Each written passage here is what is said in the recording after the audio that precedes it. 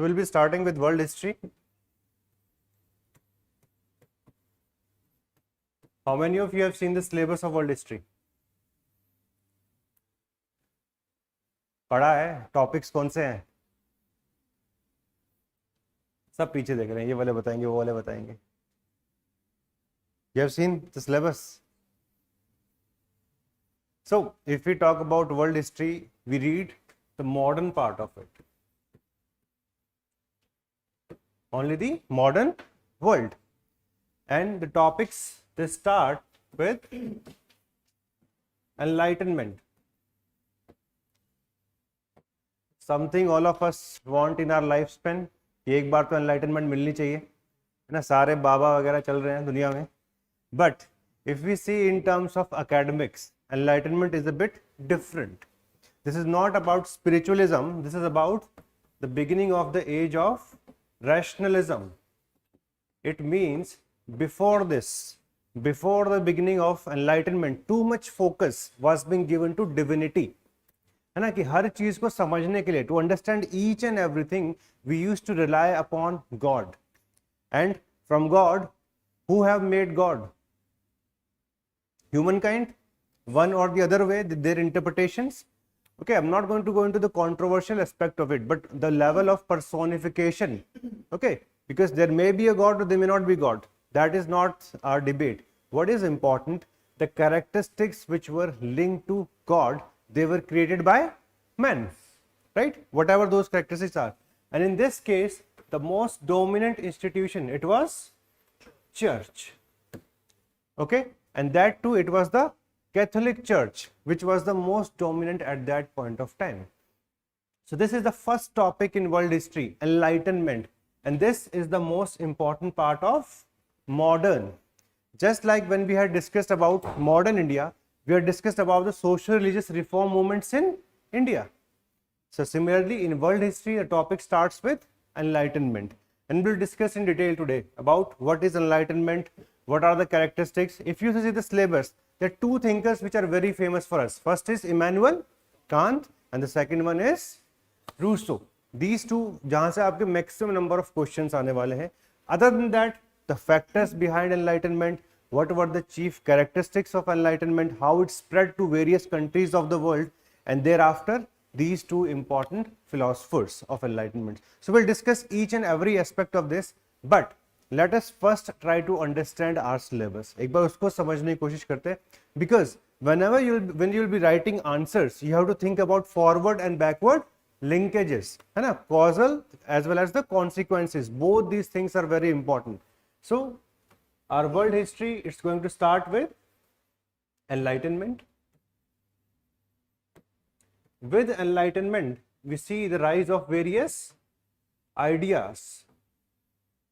Okay, these ideas started percolating in political domain. We'll see what kind of idea: economic, social, as well as religious domains. And because of these ideas,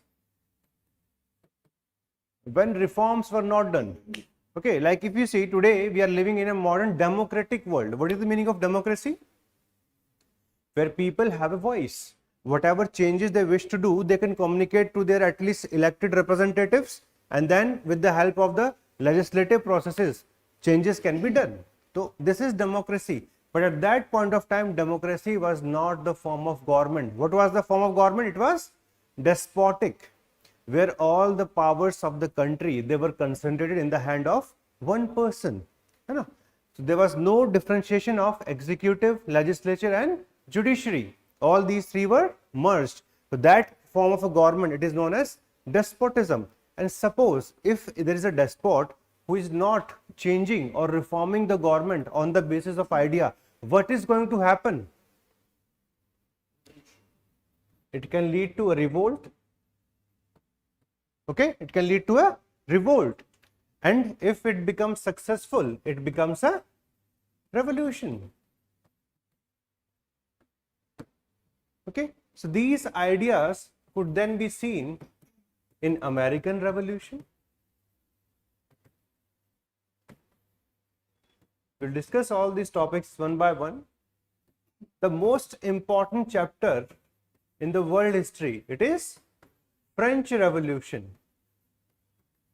because Enlightenment was largely a phenomena of Europe, and the biggest outcome, it was the French Revolution. With French Revolution, we see the rise of Napoleon Bonaparte. So once Napoleon, he came on the scene, the whole Europe, it went into disarray, and there was a fight between the old ideas of Europe versus the new ideas, which became prominent first because of French Revolution and second because of Napoleon. And thereafter, all of you know, there were various coalitions which were created by the Europeans, and in 1813 Napoleon was defeated. He was defeated in the Battle of Leipzig, and then he was exiled, first at Elba, but he came back. Then in 1815, the most famous, that is the Battle of Waterloo. So in 1815, in order to reshape Europe on the basis of the old ideas, a conference is going to take place, and that conference is known as Vienna Congress or Vienna Conference. This Vienna Congress is going to be under the leadership of Prince Metternich. Okay, we'll discuss all this, but initially I just want you to understand how the syllabus is going to open up. First, it's going to be about the major ideas of Enlightenment. What are those ideas? Okay, we'll see the political, economic, social and religious aspect of that. And when these ideas were ingrained by the people, but they were not ingrained by the ruling class, that led to the revolutions. Okay, and the first modern revolution of the world history, it is American Revolution. But we'll understand some other controversies with respect to this. The most important revolution from world history is going to be French Revolution. As a result of French Revolution, we see rise of Napoleon. Once he will be defeated by 1815, we'll see again the coming back of the old ideas. Okay, these old ideas means despotism, institution of church, okay, or the institution of various institutions in the economic domain. All these are going to come back. Then eventually, from 1815 till 1848, Europe will be mostly under the control of this Vienna system.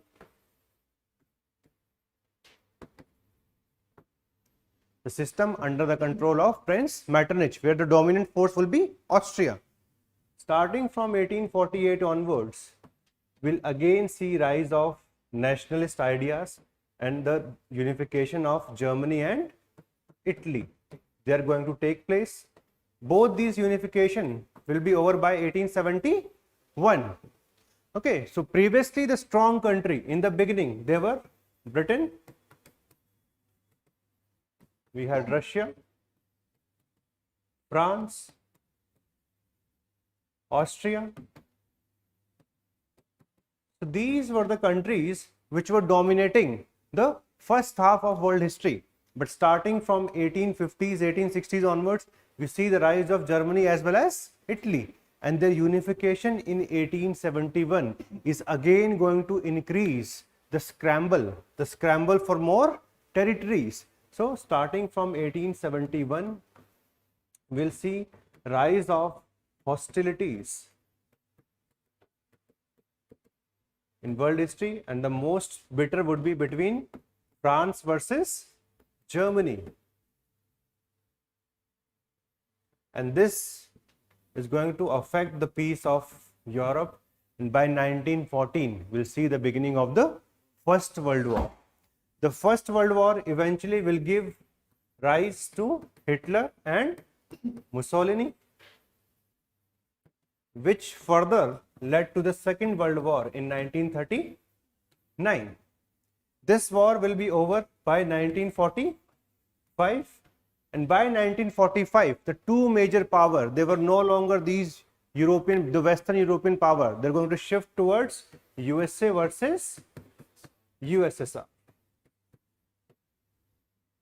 Okay, in between these years you're also going to see some more revolutions, like in 1917 we see the Russian revolution. Similarly, in 1949, we see the rise of China.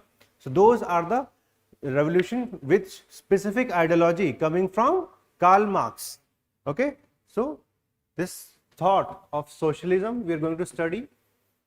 Along with that, how socialism eventually gave way to communism. This communism is also known as Marxian form of socialism. Okay, the first successful revolution, communist, it was the Russian Revolution of 1917, also known as Bolshevik Revolution, and then eventually the ideals will be extended by 1949. When we see the rise of communism, the whole game will change between capitalism versus communism. This is where we see the Cold War. Okay, and the Cold War politics is also very important for the syllabus of world history. Similarly, the topics of imperialism and colonialism, there also we are going to study. Okay, the initial colonialists, they were not British, they were Spain and Portugal. They were the initial colonialists, but they were later on changed by Dutch, Britain and French. Thereafter, the two most dominant, they became Britain and France. Starting from 1871 onwards, we are again going to see the rise of Germany and Italy also as imperialists in the world. We'll see the rise of Japan after 1905, the first Asian power which was able to defeat Russians, and thereafter they were able to increase their imperialism. Their major focus, it remained in China, that all of you know. They had fought 2 wars with China.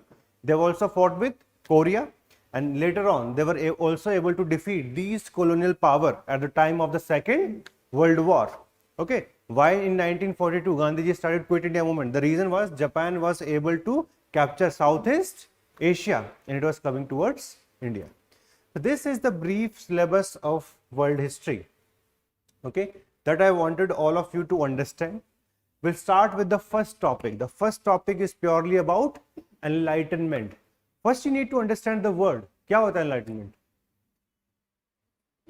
At least have a little bit of interpretation. Look, you have to learn the vocabulary. Whenever you're going to write answers, तो अपनी vocabulary use नहीं करनी है ज़्यादा.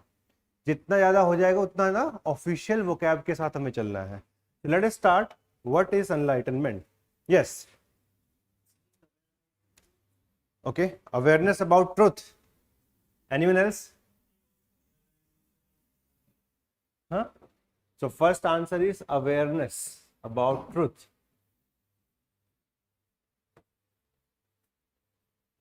Anyone else?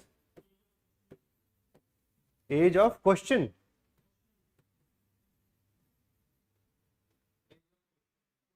Question. Yes. What else? Think. इसमें कुछ सही गलत कुछ नहीं है. हम आसपास ही रहने वाला. Our answer is not going to be that different. So for the first time, this question that I am asking you, this was put forward by Immanuel Kant. He published a pamphlet in 1784 and he asked, what is enlightenment? Okay, and he himself gave an answer. That answer was mostly about self-confidence. First of all, people should have self-confidence. This confidence is required. Why? Without confidence, can you take any specific decision? You cannot take it. You're always going to be fickle-minded. कुछ ना कुछ सोचते रहोगे, है ना? Just like a pendulum, you'll keep on swinging. So he said there should be self-confidence, and along with self-confidence, there should be maturity. And this is what we want in life.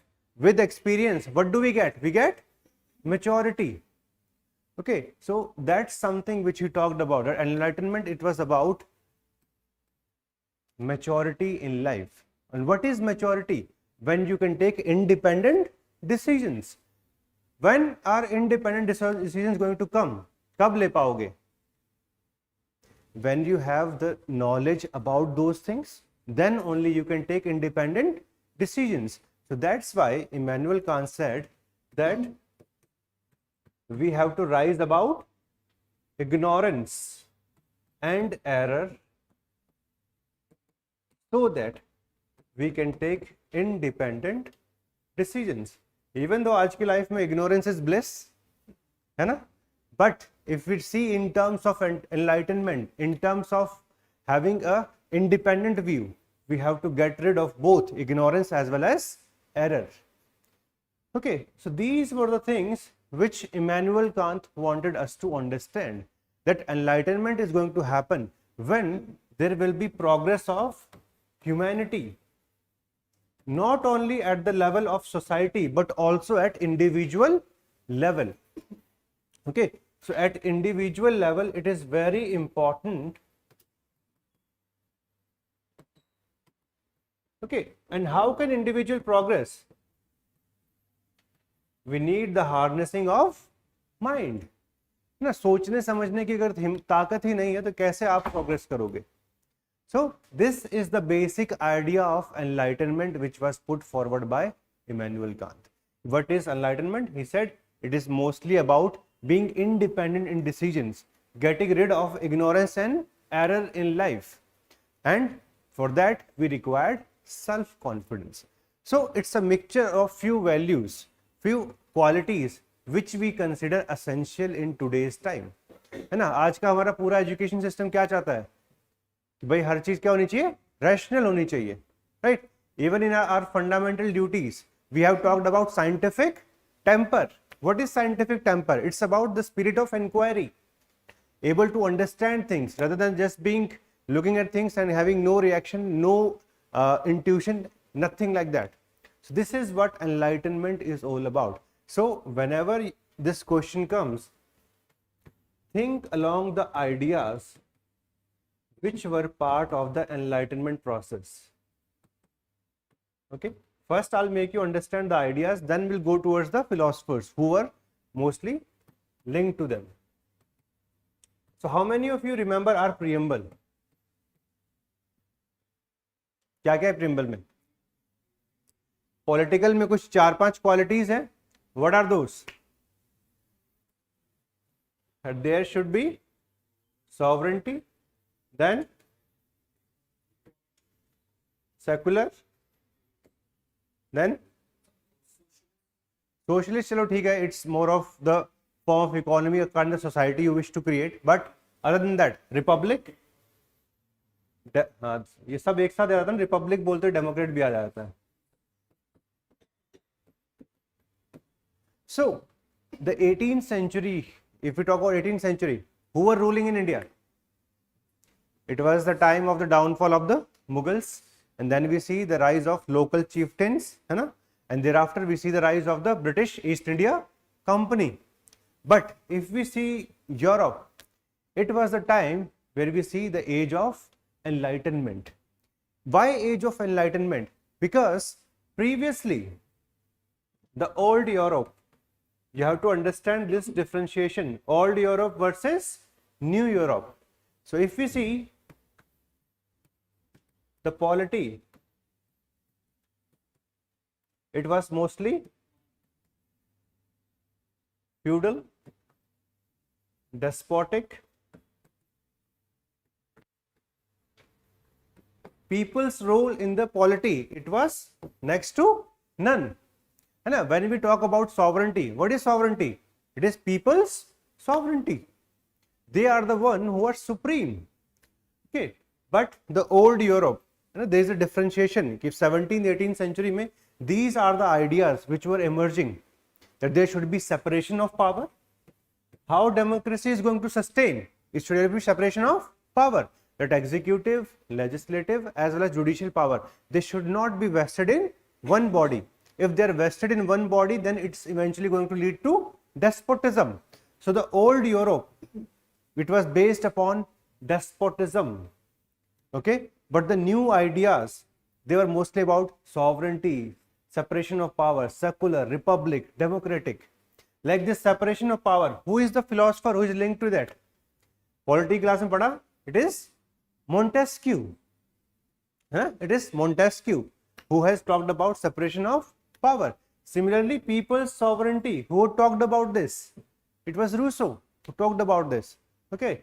Or secularism. Why secularism was required? What was the reason for that? Because church was having very high level of political influence. So the religious policy of the government, it was always used to be biased towards one or the other religion, and that's why people of different sects, they could not stay within one state. They were getting persecuted for that. That's why secularism was required at the level of government. Government should not do discrimination. Or the idea of republic. Why the idea of republic came?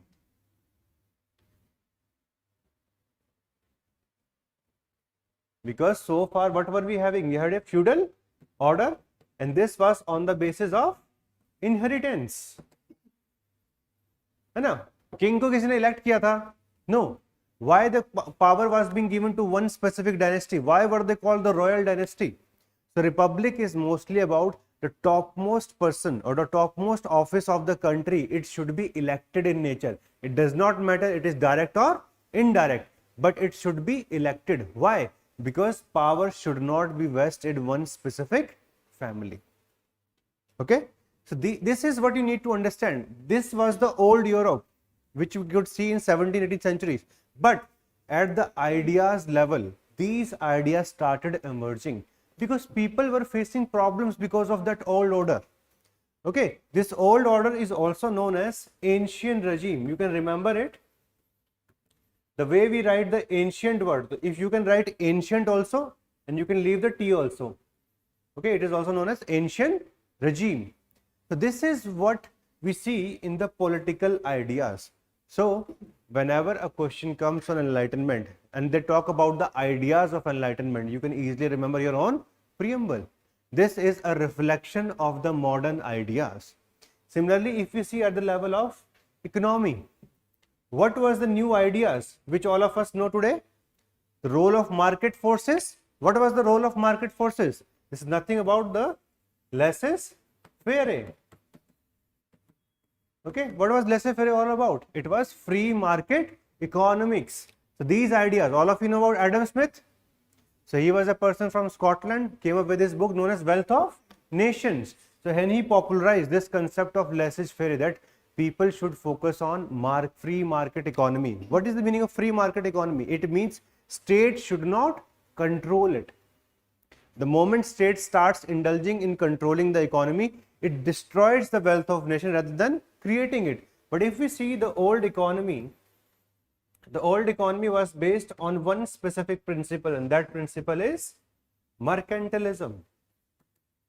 Mercantilism means using political control for accumulation of wealth in the form of gold, which was the most precious commodity of those times. So this philosophy had been prominent in Europe, okay, the old Europe, and this is what the new ideas were talking about, laissez-faire. Second, which all of us know, like how can you prepare for civil services? कैसे prepare कर पा रहे हो? There is one fundamental right which is given in our constitution, and what is that? Freedom of profession. Whatever you wish to do, है ना, ऐसा नहीं कि मतलब illegal काम में चले जाओगे, that is going to be barred.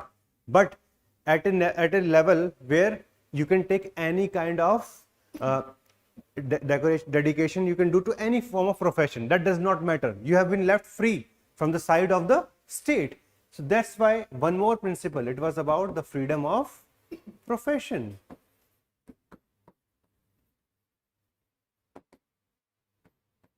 Previously, there used to be a system known as guilds.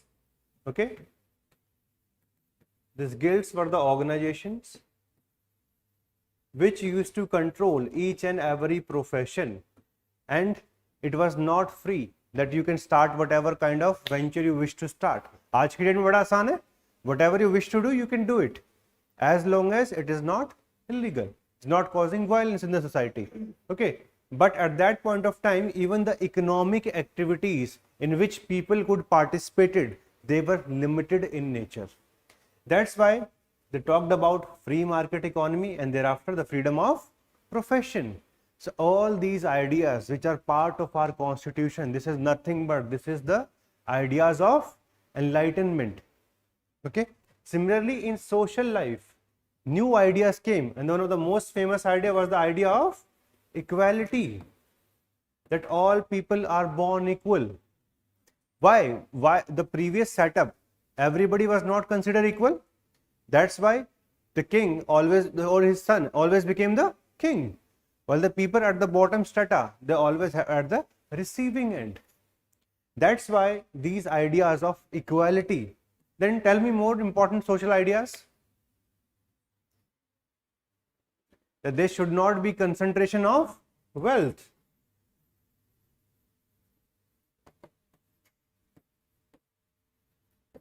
Or the ideas of equity. Then equal rights for women.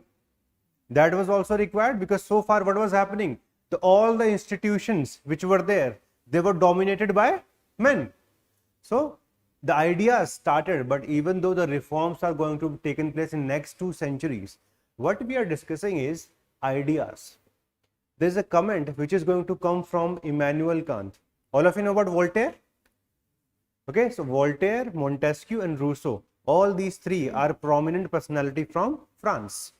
So Immanuel Kant said, Voltaire was living in the age of enlightenment, but the age itself was not enlightened. It means in 18th century ideas were getting generated. जैसे कि हम लोग रोज एक नई scheme बना सकते हैं, अब से ये करेंगे, अब से वो करेंगे, but to what extent that is executed depends upon your hard work, dedication, punctuality, all those things. Similarly, in 17th and 18th century, lots of ideas were getting generated in Europe, but it does not mean all these ideas were getting implemented. So this is one distinction which you need to understand. So this is the age of enlightenment, because these ideas were put forward vociferously कि भाई नहीं ये बहुत important है for the society. What more idea do you think of? Like the institution of slavery, this was getting criticism. So why? Because they believed in equality. But does it mean slavery was all along abolished? No, couldn't happen within the 18th century. But by CBC, by the beginning of the 19th century, in many of the areas, slavery was abolished. Even in India in 1843, slavery was abolished. Okay, so lots of social ideas were getting generated. Similarly, if we see the realm of religion, okay, what are the important ideas? That there should not be a disconnect between science and religion.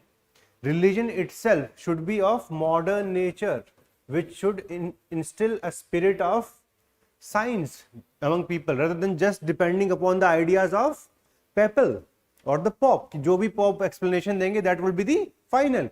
Like all of you know, this is the time where we see the ideas of Copernicus, where we see the ideas of Isaac Newton, where we see the ideas of Kepler. They were able to come up with various forms of scientific explanation कि how the solar system is working, what is the arrangement of the stars. Okay, all these sciences were getting development. That's why religion was required to divorce itself from superstitions and embrace scientific principles.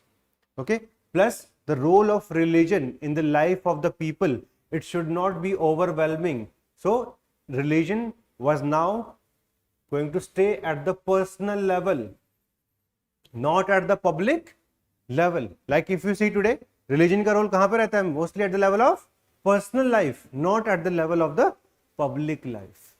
So when we talk about the ideas of enlightenment, these are the various ideas, okay, on which emphasis was put by one or the other form of philosopher.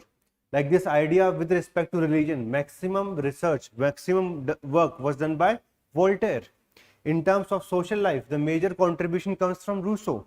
In terms of economic life, the main work was done by the physiocrats or Adam Smith, these people who wanted to reform the modern economy. In terms of political life, the major work, it came from Montesquieu. So we'll discuss all this along with the handout. But all of you, are you able to understand what is the meaning of enlightenment? So for the first time, the question was asked by Immanuel Kant in 1784, on which he himself replied, what is enlightenment going to be? And why it was called the age of enlightenment, the 18th century? Because ideas were getting generated to transform institution, to transform human life, to ensure that society should go towards progress. This is what the age of enlightenment is. All of you are able to understand these basic ideas? Okay, थोड़ा सा समझने में difficult आएगी on this specific topic. Why? It's a bit heavy topic. All right, but by tomorrow we'll revise it, and then eventually when we write answers on these various aspects, तो आपको और अच्छी clarity आ जाएगी. But right now I think this much is clear. What is the meaning of enlightenment? But suppose जब भी हम exam में लिखते हैं, there we should remember the standard definition. Even for our own understanding, we should have a little bit of flexibility. Okay, so in your handout, the official dimensions, official definitions, सब कुछ अच्छे से cover किया हुआ है. Let us see the first introduction of enlightenment. Yes, Sahil, correct. Yes, Pawan, justice, liberty, correct. Okay, so let us say enlightenment. It was an intellectual, philosophical, cultural and social movement that dominated Europe in 17th and 18th centuries with global influences and represented a huge departure from the Middle Ages of Europe. You can remember this definition. Whenever a question comes on enlightenment, you can use this as a form of introduction. Now always remember, एक बारी में कितने question आते होंगे एक topic से? Every year, not more than one question is going to come from the first topic of enlightenment or the philosophers. It means always these three lines are going to be lifesaver for you. You're going to write a very good answers if you can cram this little bit of information. So, जब भी अगर अपने self note भी बनाने की कोशिश करोगे, the first thing that you should do on this topic, that there should be a standard definition which you should know. ठीक है? Along with this, what we can incorporate, that the idea of enlightenment, the word enlightenment was first published in 1784 by Immanuel Kant. He asked, what is enlightenment? This can be further added to the definition and the introduction would be complete. So you can write it down, it in your handout, that enlightenment word was used for the first time by Immanuel Kant in 1784 in a pamphlet titled What is Enlightenment?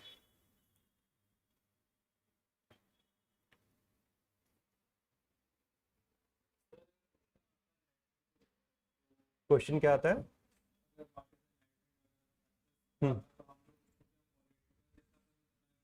वो हम structure के अंदर रखेंगे. अभी तक जो मैं आपको समझा रहा था, it was mostly about what the structure should be, कि एनलाइटनमेंट की डायमेंशंस का किस सेक्टर में आने वाली है. ठीक है, here we are majorly focusing on now what is enlightenment. तो आप इंट्रोडक्शन में वो लिख दो डायरेक्टली, जो इन्फॉर्मेशन है, प्लस इसी के साथ फॉलो अप में ये वाला लिखना है, yes, that the idea of enlightenment was put forward by Immanuel Kant in 1784. तो ये आपका एक फॉलो अप लाइन हो गया. ओके, आपको ये चीज समझनी पड़ेगी that for answer writing crafting is very important. हमें आता बहुत कुछ हो, लेकिन how many words do they want us to express that? Hardly 150 है ना. अगर 10 मार्कर में है, if it is in the 20 marker, then you have to go for 4 pages, तो 350 वर्ड तक लिख सकते हो eventually. So it's always going to be calculated, and majority of the time a 10 marker question is going to come from enlightenment, not a 20 marker. वो नहीं आता है, वो अब देखेंगे धीरे धीरे करके. अभी बस definition समझो. ठीक है, let us see the major ideas of enlightenment. See in your handouts. So there were various ideas. Like the first one, it is reason or rationalism. What is the meaning of rationalism?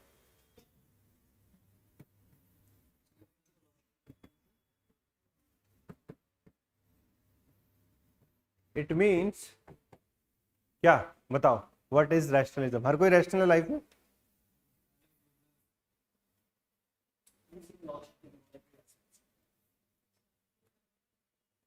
सिर्फ scientific temper नहीं हुआ, scientific मतलब चलो ठीक है, this is one aspect of rationalism.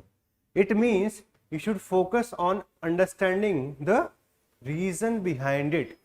It cannot be that आप किसी चीज को blindly accept कर लो.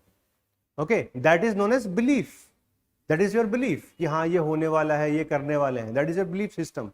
But when it comes to rationalism, it's purely about you're going to see the reason behind it. It's going to be on the basis of critical analysis.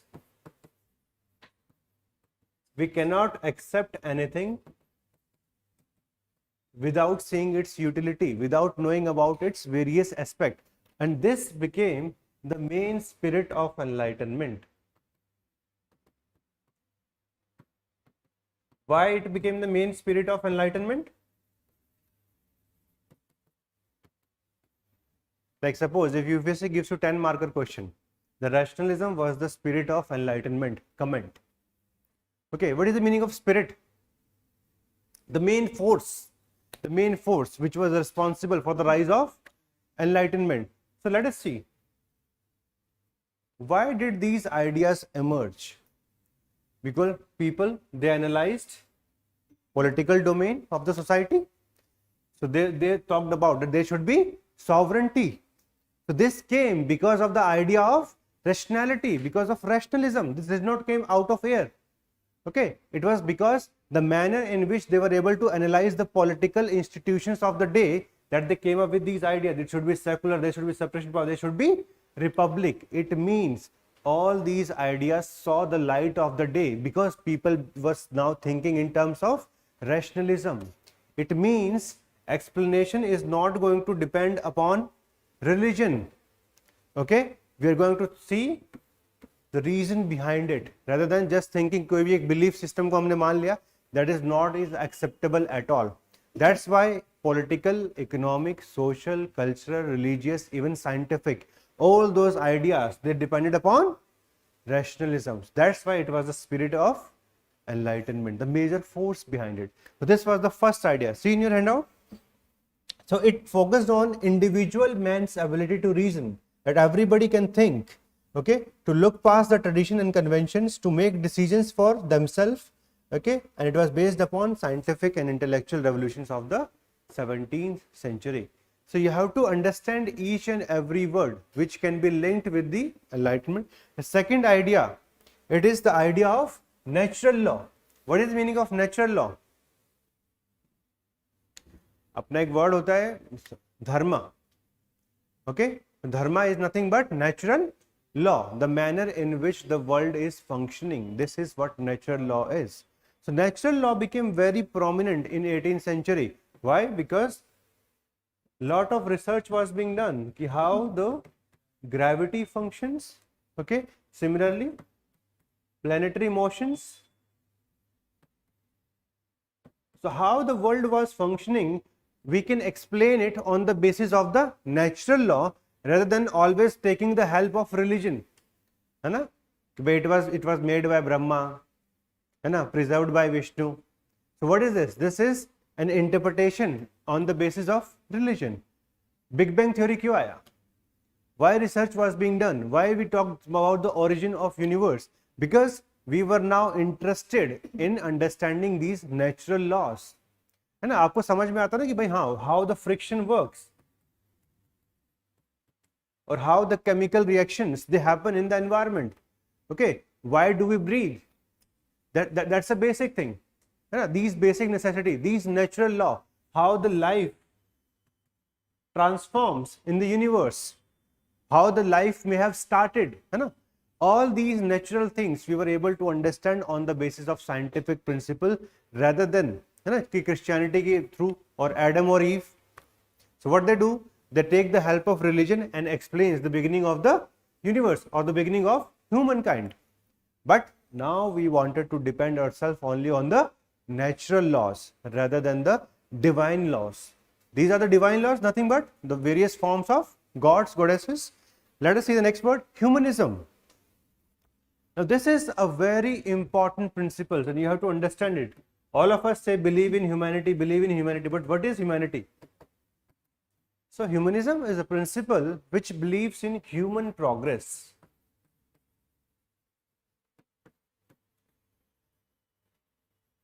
whenever any institution is created, any kind of institution, even if it is social institution, economic, political, cultural, the basic premise that it should lead to progress of humankind. It should not be that institutions has become self-serving. Like, let us take the example of caste system. Do you think caste system promotes human progress? No. It divides people, and a major section of the people, their life is now getting sacrificed because of that. So this institution of caste system, it's not following the principle of humanism. All right, this is what it is all about, that each and every institution, it should follow the principle of humanism. See the explanation in your notes. So it revolves around human well-being, welfare, liberty, as well as dignity. Okay, and we should reject all such institutions which affects human potential in a negative manner. This again was an important idea of Enlightenment. Okay, then finally individualism. This is also very important, because when we see at the individual level, every person has some inalienable right that should not be taken away from them. Okay, this is the age from 18th century where the major focus is going to shift from community towards individual. This is, आज हम difference देखते हैं ना, West versus East. In our communities, we think about the social respect too much, the social customs, rather than at our individual level.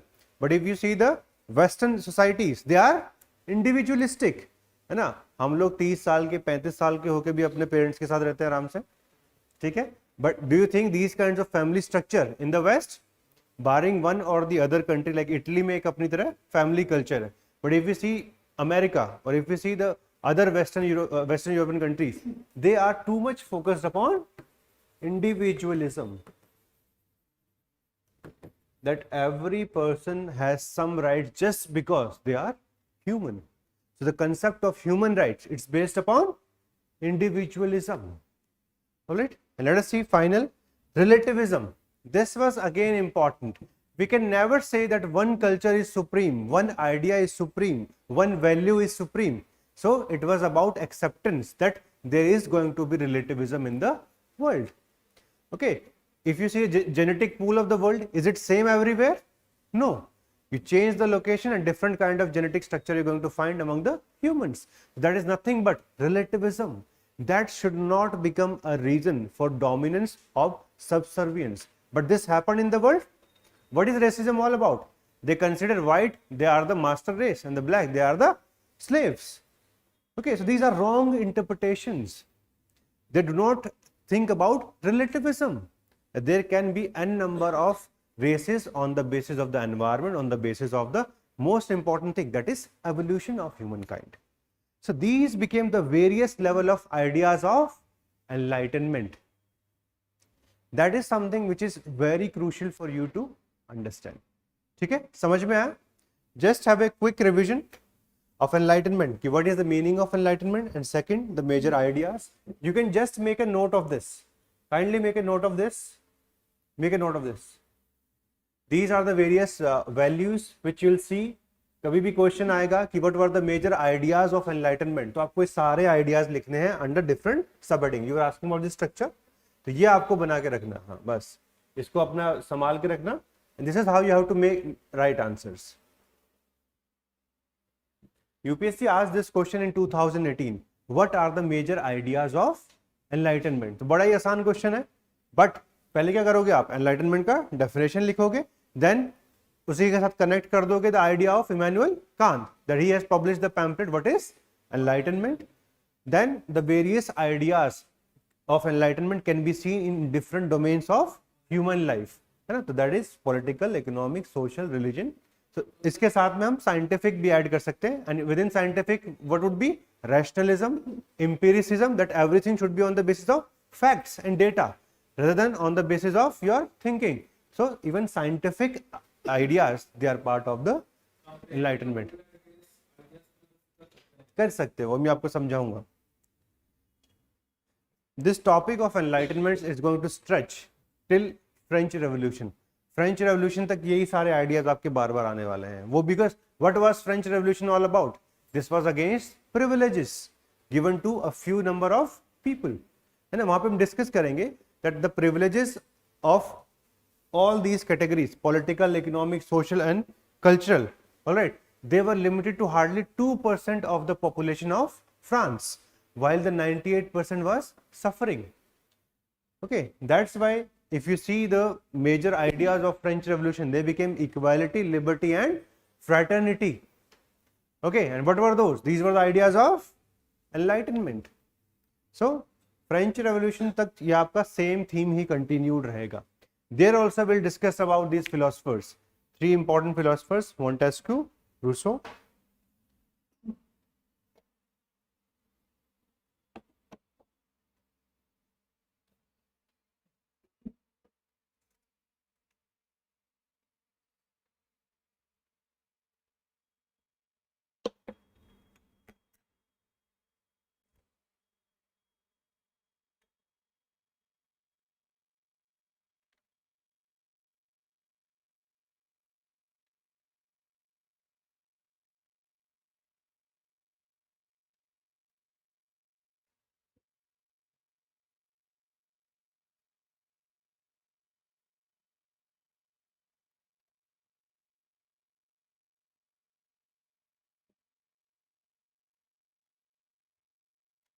PYQ distribute किया एक बार.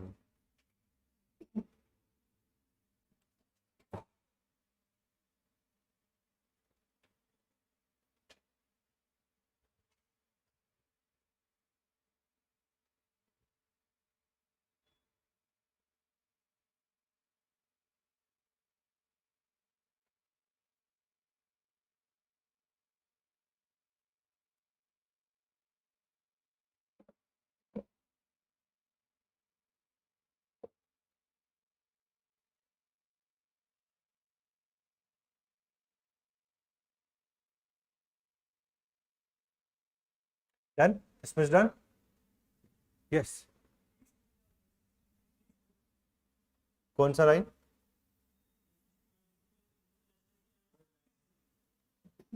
Deism. Empiricism. Empiricism means basing your decision on the basis of facts. Only on the basis of facts we are going to talk. Empiricism का मतलब यही होता है कि facts होना चाहिए, उसके basis पे बात करेंगे. Otherwise it's of no use. That is empiricism. दोनों में आ जाएंगे क्योंकि वो एक स्पेसिफिक पैटर्न ऑफ सोसाइटी बनाने की कोशिश करते हैं through some specific economic ideas. दोनों के अंडर आएंगे. इन्हीं में से कुछ आइडियाज हैं. If you see the birth of socialism, it's going to belong to enlightenment. एक मुझे भी दे दो.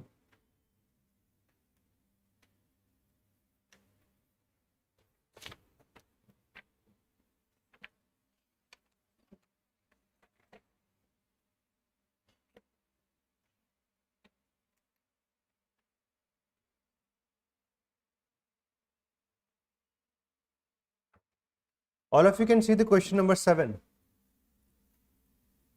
The first topic, Enlightenment. Explain the major ideas of Enlightenment. I think it is very easy now.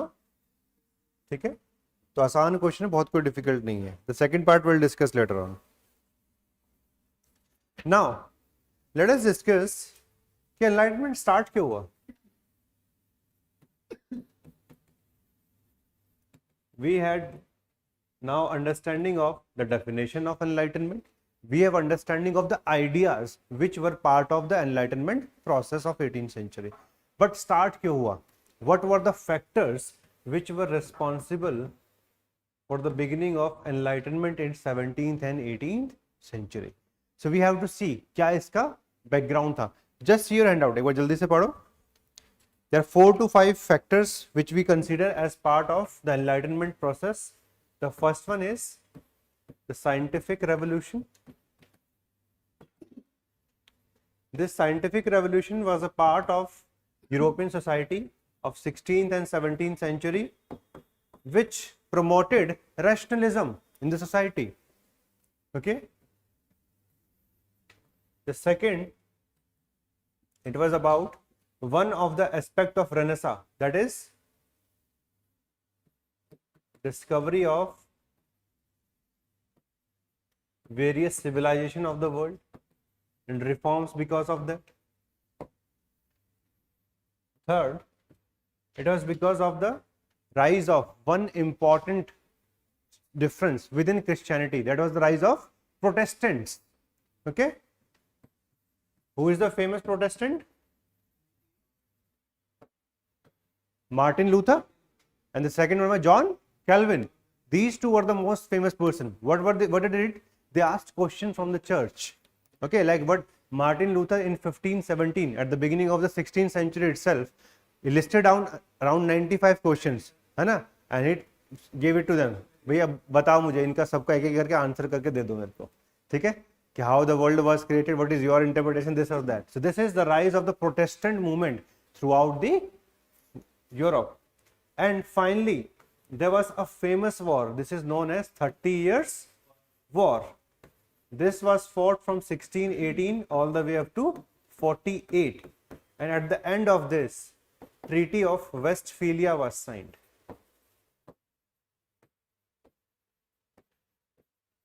And as per this treaty, the influence of church on people diminished. ठीक है? So let us see क्या क्या factors responsible थे for the rise of enlightenment. The first factor, it was the scientific revolution. Okay, and who participated in this? These major personalities: Copernicus, then thereafter Isaac Newton or John Kepler. All these, they were the part of the scientific revolution, and they were able to bring the importance of rationalism, empiricism, critical analysis, scientific temper, all these things. That's why a new shape was provided to the society. है ना? आप कब independent होना शुरू करोगे? When you start understanding your surroundings, when you start understanding what you wish to do in life, then only you can become independent. So far, people were dependent upon the interpretation of religion. And if you're dependent upon the religion for each and every activity of your life, how can you become independent? That's why scientific revolution was very important for becoming independent in life, for ensuring self-confidence.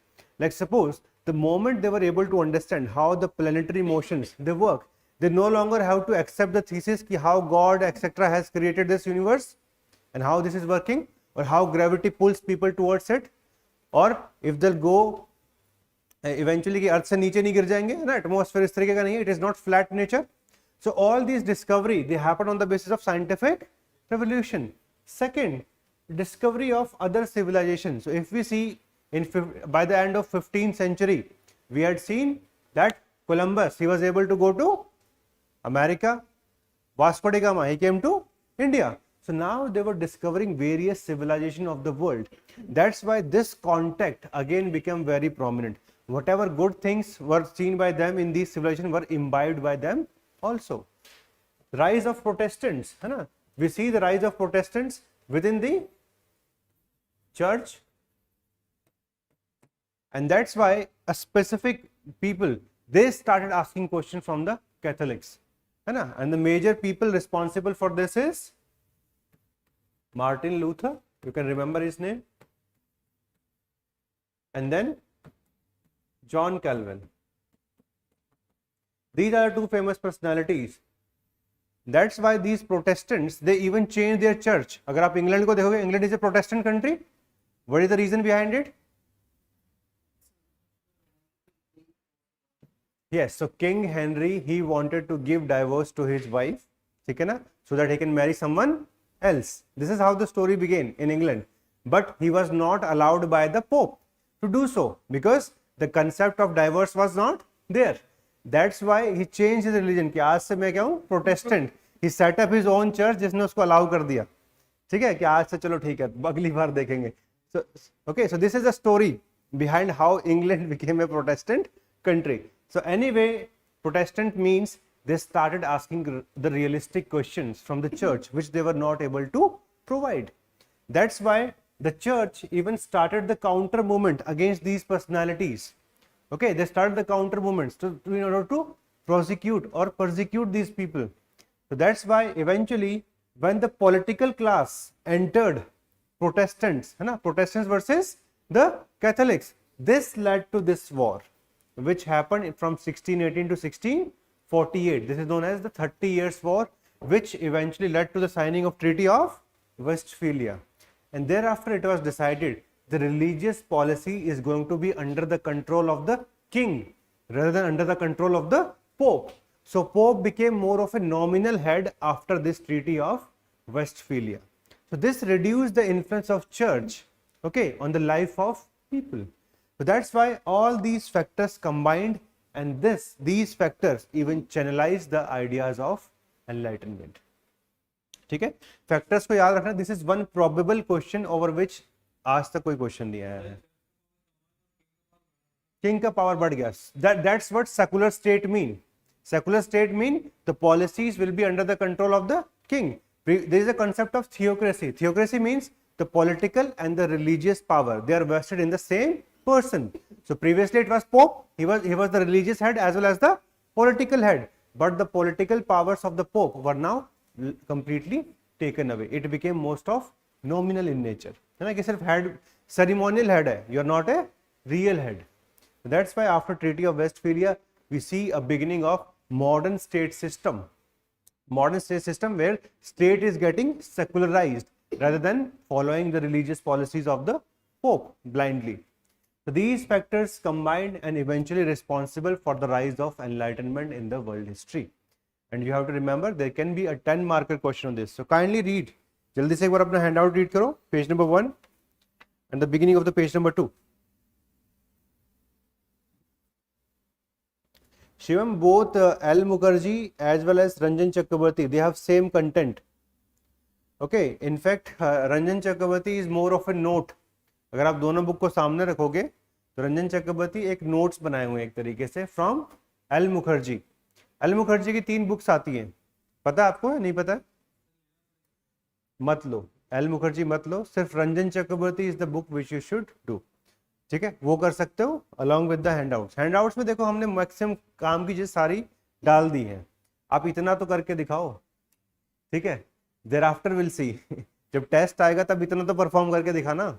आगे का challenge होगा वो आगे बाद में देखेंगे, but at least do this much. This is the minimum that you have to do. If you wish to read books, there are 2 books which I would recommend. The first one is going to be Ranjan Chakrabarty, because the best book is not the book which has the vast knowledge. The best book is the book from where UPSC asks questions. ठीक है, तो आपको question पास होना है या फिर world history में champion बनना है, ये दोनों में से डिसाइड कर लो आज ही. This is the first class, this is the best time to think. All of it you want to succeed, pass होना है ना, 300 नंबर लेके आने. वो नंबर कैसे आते हैं? By following the book which UPSC is using for making questions. That's the best book. So Ranjan Chakrabarty is being followed by UPSC because of 2 prominent reasons. First of all, it is very brief book, छोटा सा book है, and it covers the majority of the syllabus. Second, it covers historiography, it covers the contemporary comments at the end of every chapter. So सारी अच्छी खूबियां हैं इस book के. ठीक है, and finally the second book is Norman Law. But normal law you have to do starting from First World War onwards, not before that. उससे पहले तो है ही नहीं उसमें, because it is mostly about the 20th century. It does not cater too much to the 19th century. तो वो तो हम जब बाद में सिलेबस कवर कर लेंगे उसके बाद में आप पढ़ सकते हो. एंड नॉर्मल लॉ में से we have to select some chapter. It's a very bulky book, so you do not have to do each and every chapter from there. अगर पढ़ने का मन हो तो भी तो उसकी लिस्ट आपको सेपरेटली विल प्रोवाइड, बस वही पढ़ना है. Ranjan Chakravarti you can read cover to cover. It's a very small book and you can easily read it. But the problem with world history is some of the topics you're not going to find in these standard books. तो हमारे notes में already सब कुछ covered है, तो आप सबसे पहले इसको करिए. ऐसा नहीं होना चाहिए कि इसको छोड़ के वो पढ़ना शुरू कर दिया, फिर उस कंप्लेन आ रही है कि सर उसमें ये टॉपिक नहीं है. वो तो हमें भी पता है, वो टॉपिक आपके ऑलरेडी हैंडआउट का पार्ट बन चुका है. Rest will try to make sure कि हम PYQ साथ में लेके चलते रहें, because what happens majority of the times when UPSC is going to make difficult questions, they are already part of your PYQ syllabus. So जो भी PYQ में है उसको भी एक साथ रेफरेंस देके चलते रहो, so that at least you develop good understanding of those topics. Okay, so just read quickly page number 1 and 2.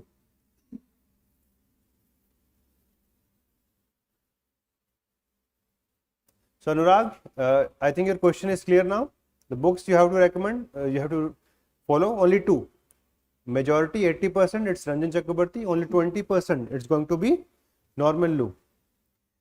If you wish to make class notes, because supposedly ज़्यादातर आप 2024 के कैंडिडेट्स हो, 2023 का तो अब मैक्सिमम खत्म हो चुका है, the whole crowd is gone, ठीक है, इट्स गोइंग 24 का और क्राउड रीअपियर करेगा from May onwards from June, so I think majority of you are for 24, उसी के लिए आप पढ़ाई कर रहे हो। हर हैंडआउट में ना आपको ये देखना है which topics are important, which topics are relatively less important. तो जब भी नोट्स बनाने जाओगे तो हमेशा उस चीज का ध्यान रखो। अब जैसे आपने ये टॉपिक देखा, it covers enlightenment as well as socialism and communism, दोनों कवर करता है। कितने पेज हैं इसमें? हार्डली 12। तो इसको और छोटा करने में ना बहुत मेहनत लगेगी, ठीक है। सो आई वुड ऑलवेज रेकमेंड कि आप इसमें से ना मार्क कर लीजिए कि आपको पढ़ना क्या है at the time of revision.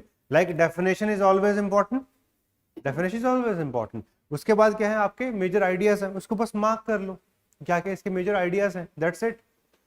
तो आपके रिवीजन जो है, जहां पे बहुत ज्यादा बड़ा हैंडआउट होगा ना, वहीं पे नोट्स बनाने की कोशिश करो, otherwise it's going to be repetitive. The better thing would be you write model, question लिखो, ठीक है, क्वेश्चन लिखा और उसका आंसर लिखा, that is more important rather than just making plain notes. Notes making करना भी है तो पीवाईक्यू को बेसिस पकड़ना पड़ेगा, like you see in your handout, है ना, कि क्या क्या जो जो क्वेश्चन यहाँ पे है वो मैक्सिमम चीज आपको यहाँ पे मिलने वाली है, तो उसको मार्क कर लो वहीं पे कि हाँ, जैसे आपको क्वेश्चन 1 है, what was enlightened about the age of enlightenment. Okay, so what was enlightened about the age of enlightenment? It was the various ideas जो हमने ऑलरेडी कर लिए, political, economic, social, cultural, scientific. और अभी उसी के साथ में आपको ये भी समझ आएगा which philosopher has said something about it, उसको उसके साथ में बस इनकॉर्पोरेट करना है, दैट्स राइट, काम खत्म हो गया आपका। सो पीवाईक्यू सॉल्व करने पे ज्यादा फोकस करो rather than just focusing on the कि इससे क्या नोट्स बनाओ। ये ऑलरेडी बहुत छोटे कर दिए हमने। If you read from books, हर किसी के ऊपर आपको पता नहीं 50, 60, 70, 80 पेज मिल सकते हैं। अब आपका काम ऑलरेडी इतना आसान हो चुका है, तो उसको और ज्यादा ब्रीफ करने में टाइम वेस्ट करने से अच्छा होगा you right the answers, okay, show it to me and then eventually we can improve, because answer writing is where you are going to score marks. It's not about the best notes. जो सबसे अच्छे notes बनाते हैं ना, mostly वो select नहीं होते हैं। You know the reason? Rather than becoming a collector, they become note collector. पूरा ध्यान ही, पूरी एनर्जी उसी में जाने लग जाती है। कहीं तो स्मार्ट वर्क लेके आना पड़ेगा। What is smart work? I am not saying कि किसी भी सब्जेक्ट में नोट्स मत बनाओ, बट जहां पे आपको ऑलरेडी क्रिस्प बना के दे दिए वहां मत बनाओ। किसी किसी में अगर हमारा हैंडआउट भी बल्कि है, जैसे suppose when you will do French revolution, the handout is going to be बल्कि, because topic has various level of dimensions. I am going to specifically tell you कहां से क्वेश्चन आने के चांसेस है। नोट्स बनाने हैं तो सिर्फ उन 4 टॉपिक्स के बनाना, rather than the whole handout उसको आपने फिर से एक जगह बना दिया। आप 12 पेज के हैंडआउट को 25 पेज में कन्वर्ट करके मेरे पास आ गए वापस, तो क्या फायदा मिला हमें लास्ट में? It's not going to be of any use to us. तो हमें टाइम सेव करना सीखना है, ठीक है। कहाँ पे सिर्फ जैसे इस हैंडआउट में enlightenment and socialism, it's better to write answers than making the notes. बस इस चीज को समझ लेना, उतना जल्दी आपका समझ में आ जाएगा। Otherwise you will go home since you have the luxury of time, और you feel you have the luxury of time, that is more important. आपको लगता है बहुत टाइम है आपके पास, पढ़ते पढ़ते यार अभी पता भी नहीं चलेगा कब ये ईयर एंड होगा और कब 24 आपके सामने खड़ा होगा, ठीक है। जीएस में भी पढ़ रहे होगे आप, many of you would be doing GS foundation also, तो वहां भी तो टाइम देना पड़ता है। इट्स नॉट लाइक कि वहां टाइम नहीं देना पड़ता। तो हमेशा दोनों को बैलेंस करके चलो। अगर थोड़ा सा टाइम बच रहा है तो आंसर्स लिखने पे थोड़ा सा एफर्ट डालो, प्रीलिम्स के कुछ क्वेश्चन सॉल्व करना स्टार्ट करो, ठीक है। Develop other important qualities rather than just focusing on one effort कि नोट्स ही बनाना है।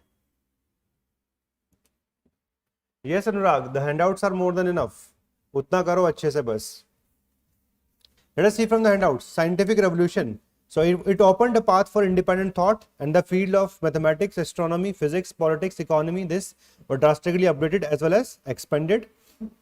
Through this, European thinker questions dogmatic as well as irrational beliefs established and maintained by the church. See the various examples like Francis Bacon, he uses inductive methods and stressed on observation and reasoning. Similarly, the findings of gravity by Newton, this prepared the ground for the Enlightenment. So UPSC asked a 10 marker question. See question number 2. मैं आपको PYQ इसलिए आज ज़्यादा stress कर रहा हूँ, these are the initial classes. So learn कि जब भी आप कुछ पढ़ रहे हो तो साथ में PYQ देखना क्यों जरूरी है. ठीक है. So let us see question number 2. The principles of enlightenment were in some ways a continuation of the discoveries and theories of scientific revolution. तो आपने फर्स्ट पार्ट में क्या लिखना है, साइंटिफिक रेवोल्यूशन के बारे में मेंशन करना है. सेकंड पार्ट में हम क्या करेंगे, प्रिंसिपल्स ऑफ एनलाइटनमेंट. हमारा आंसर पूरा हो गया.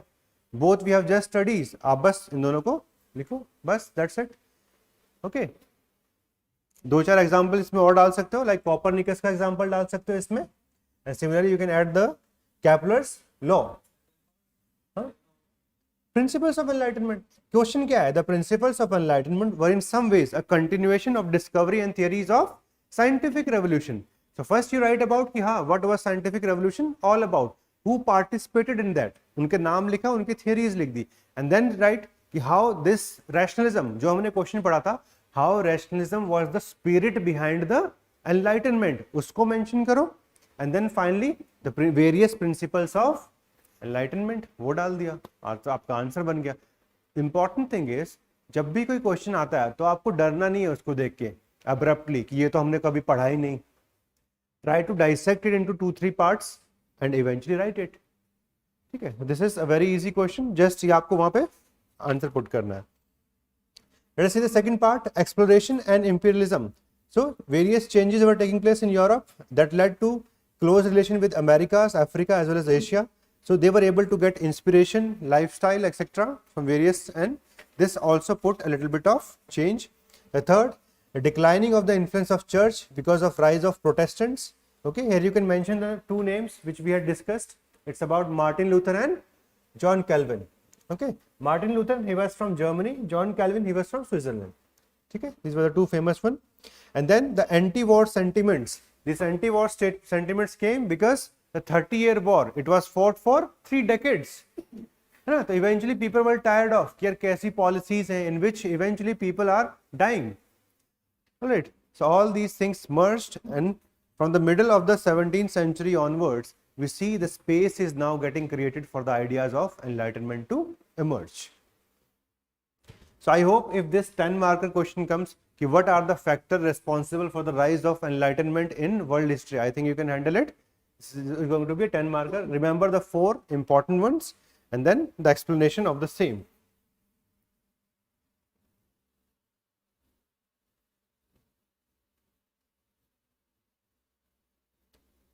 Anurag, these PYQs are in our Telegram group. वहाँ पे आपका सारा structure किया है. Even in the portal for the foundation students will update there also. Okay. Now a question has come from Himanshu. Sir, why enlightenment grew in Europe? Why not India? Why enlightenment started in Europe, not in India? So what is the reason for that?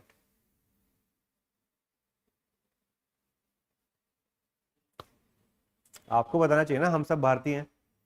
Why did not happen in India? Why in Europe?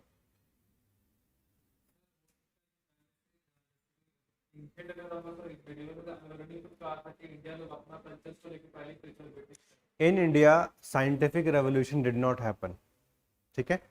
If we see the medieval India, so we started lagging behind Europe from 16th, 17th century onwards because the science was lacking, and this was the major basis for the rise of enlightenment. You cannot separate individuality, okay, from religion unless you have scientific principles. So the first basis है, हम वहीं पे defeat हो गए, है ना. There is a theory which हमने discuss भी किया था. It comes from Atharali.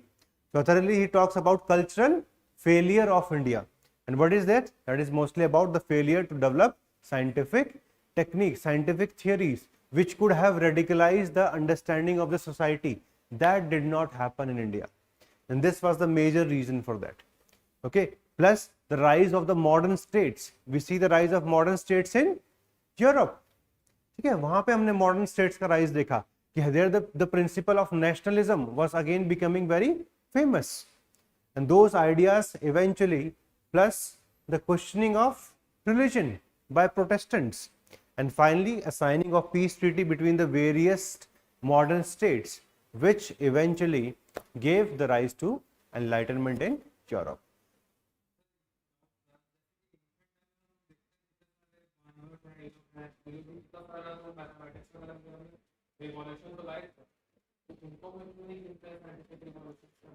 When it comes to ancient India, India was mostly either at par or above in terms of scientific discoveries, theories, okay. But when it comes to medieval India, we started getting behind. We did not see any cliche, or we could say critical scientific theory of these times. कोई पढ़ा है हमने उस time पे?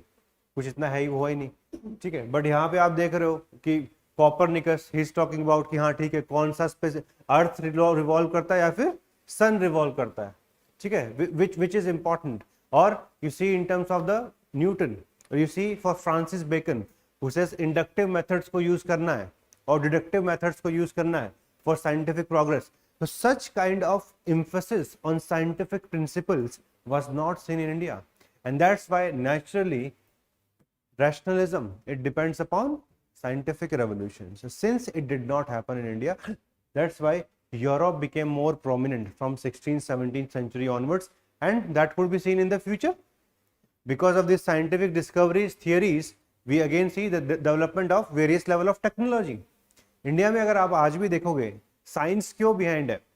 Even though we are leaders in some of the technologies, but in terms of pure science we are still behind. ठीक है, क्या reason है उसका? रिसर्च डेवलपमेंट नहीं हुआ है, ठीक है, इतना इज्जत ही नहीं करते, है ना. If somebody like let's take the example of Albert Einstein, इतने बड़े बड़े बाल के कोई घूम रहे हैं यहाँ पे, तो इंडिया में तो पागल बोलते हैं उनको, ठीक है. The kind of respect, the kind of apparatus, the kind of infrastructure which is required for scientific discoveries, that is something which was lacking in India. And another problem which is going to become prominent, why 18th 19th century is going to get derailed, it's because of the rise of these Europeans itself. These Europeans, what did they want? They wanted to corner India as well as its territory to form a colony. और colony को क्या करना था? They were to use its resources for their own development. So since initially they took the lead in the form of scientific revolution, then they also took lead in technology, the beginning of the industrial revolution. Thereafter India was now behind by the end of 18th and 19th century. India itself had become a colony. So the whatever scope was left for the again the rise of the science and tech, that was again diminished by the conscious policies of British. हमने बात भी किया था ना, that British what they were doing, they had a conscious policy of underdevelopment in India, that the native people, they should remain under our feet, they should not go towards developments, specifically in the field of science. Yes, this is also one of the reason कि भाई हमारा politics ही change हो गया. Whatever failure we had seen in 16th 17th century, they may have been changed by 18th or 19th, but the scope of progress is mostly dependent upon the political class. और अगर आपकी political class ही आपको क्या बना दिया है? Slave. Yes, so those under the pretext of creating a civilization, they created a rule which was not in favour of Indians और in its own interest. Okay, so all these factors combined. So Himanshu, I hope it is clear to now.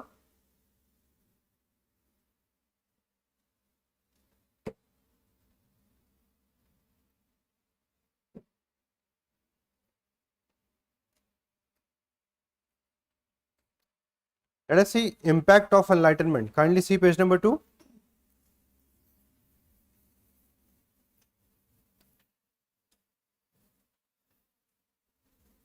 So first impact, it could be seen in terms of economics. Okay, so these people who are now focusing on the policy of laissez-faire, they were known as physiocrats. Okay, you can remember this word, they were known as physiocrats. This is given in your handout. Enlightenment led to the rise of physiocrats. Okay, a new schools of economics which questions the existing mercantile system or mercantilist system and advocated the policy of non-intervention in trade and commerce. And the most famous personality was Adam Smith. Second, if we see rationalism, it became one of the most prominent theory within India, within the whole world. Third, the rise of natural sciences. Okay, Isaac Newton, Benjamin Franklin, Robert Boyle, all of these, they became very prominent during this time. Now, when we see that the ideas of enlightenment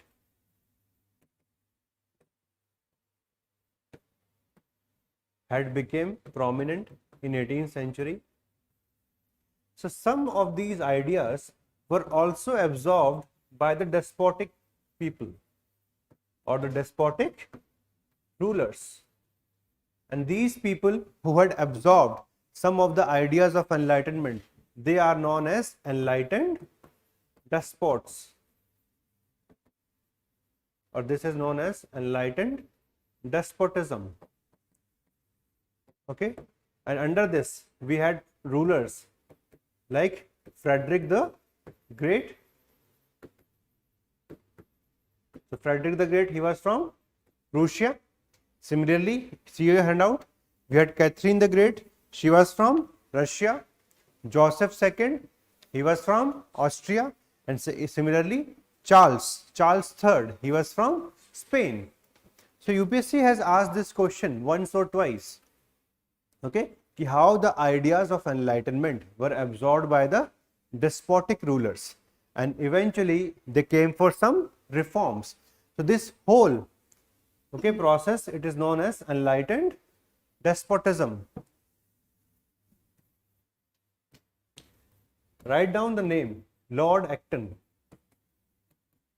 So Lord Acton has commented on these enlightened despots, okay, and he calls this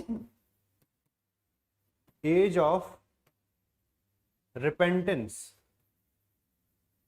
Repentance means when these despots realize that they have committed mistakes in the political administration and started going for some reforms on the basis of the ideas of enlightenment. And this is the word used by Lord Acton. Whenever a question comes, use this word in your introduction or your conclusion. Okay, from Lord Acton, age of repentance.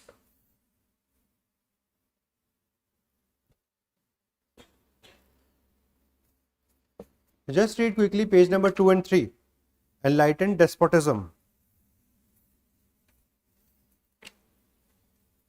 Side by side, see question number 4.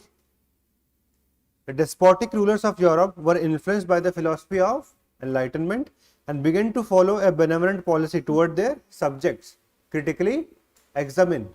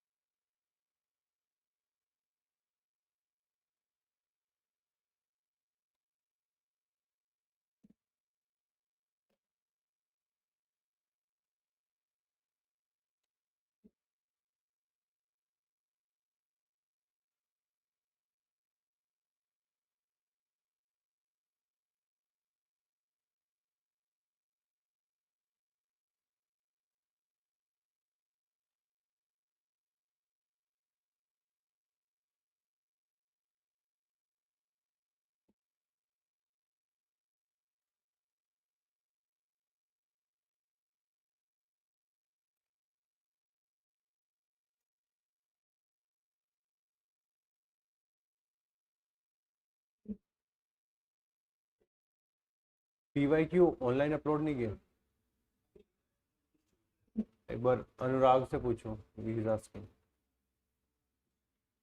देख लो, Telegram पे एक बार वो कर सकते हो, share करा दो, Telegram पे शेयर करा दो. यस.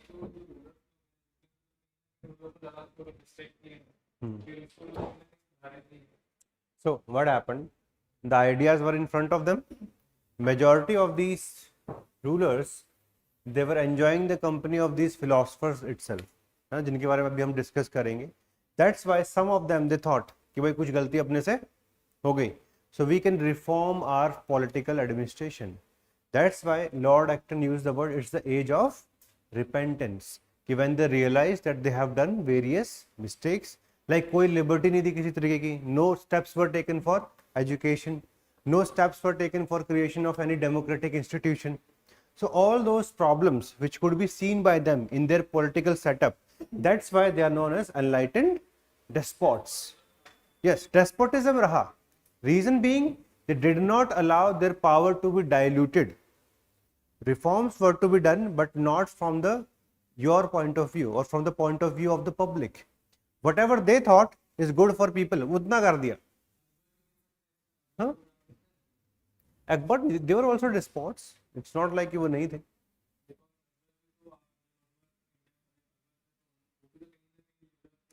हाँ तो ये वर्ड तो यूज कर सकते हो but specifically this is use in case of the world history but use कर सकते हो that is not a problem anyway so let us see the reforms because the question talks about the reforms which were done by them.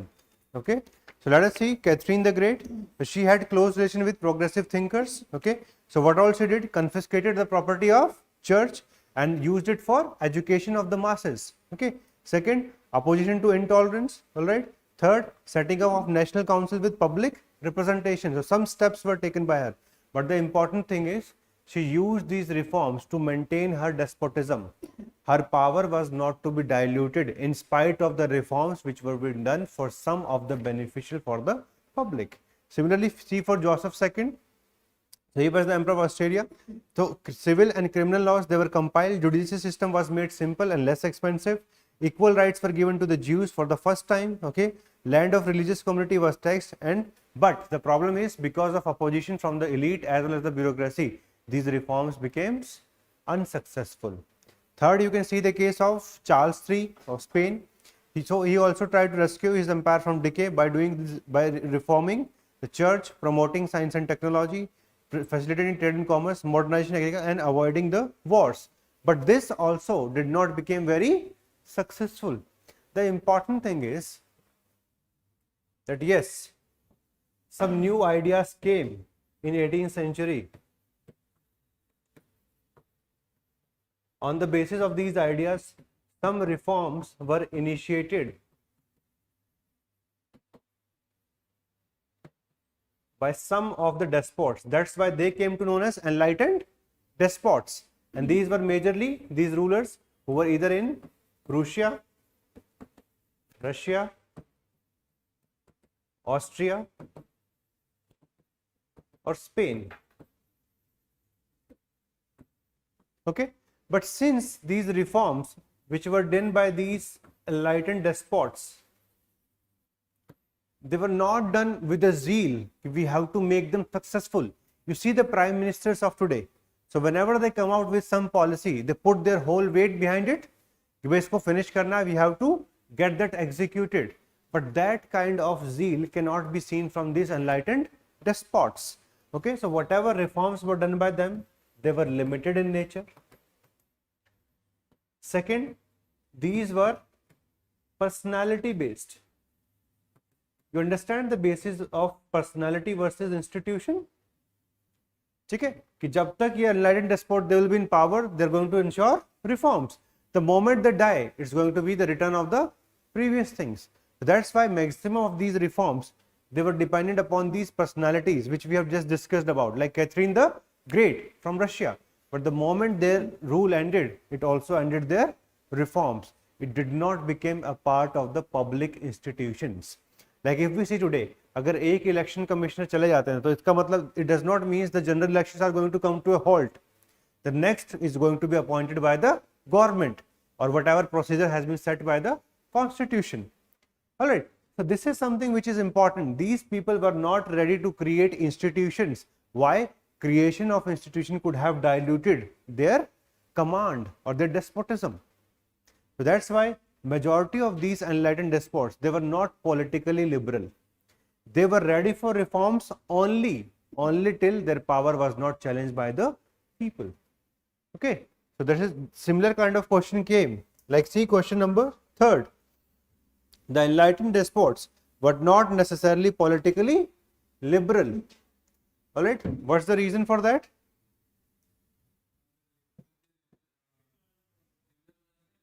Yes, liberals could be seen in social, economic, or even in religious spheres. It could not be seen in the political affairs because they were not ready to lose their powers. They were not ready for elections. They were not ready for democracy. So in the political realm, the reforms were minimum.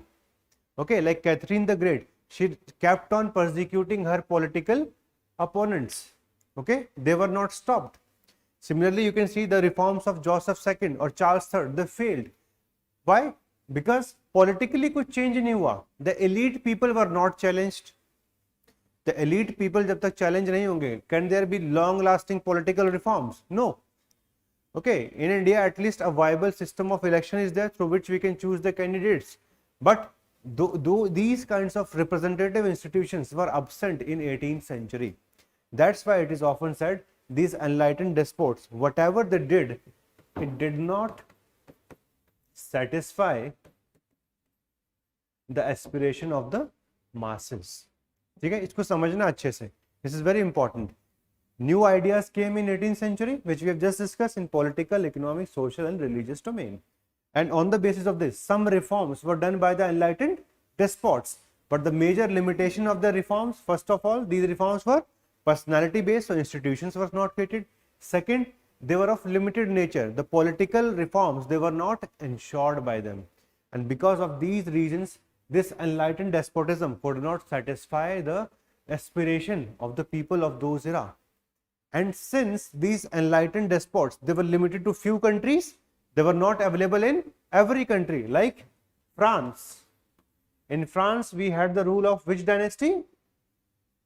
Bourbon dynasty. So Bourbon dynasty was ruling over there. King Louis 13, 14, 15, 16. These were the despots which we have seen. In fact, 16 was relatively very immature and feeble. But before him, King Louis 14 was the most despotic ruler of his times. And he has a reign of more than even 70 years. Alright, so what we can see, enlightened despots were not able to solve the questions of the day. What were the questions of the day? That there should be political reforms, economic, social, cultural, as well as religious. Okay, so they were not able to solve the questions of the day, meaning even if reforms were done by them, they were not long lasting, they were not going to sustain in the long run. That's why what was required to ensure that the ideas of the enlightened can become permanent? क्या चाहिए था उसके लिए? It required revolutions, and these revolutions, in case of Europe, it came in France, which will change the overall institutional setup of France. Okay, so it is often said, you have to try to understand this statement. It is often said that enlightened despots, these were the enlightened despots in these countries, they were not able to solve the questions of the day, and it required the shock of French Revolution, okay, to reshape the Europe. Europe को कैसे reshape करना था? There should be representative political institutions, there should be equality, there should be secularism. All these things were to be done in Europe, and that was to be done on the basis of revolution, because the efforts of enlightened despots, they were not enough to do any big change in Europe. All right, so this is what is important, which you need to remember. So let us see these two questions. Question number 3. Enlightened despots were not necessarily politically liberal. तो इससे आप pick up करके उठा लेंगे, ठीक है, points. And number 4, they were inspired by the philosophy of enlightenment and began to follow a benevolent policy towards their end. So the answer is talking about critically examine. So what is the meaning of critically examine?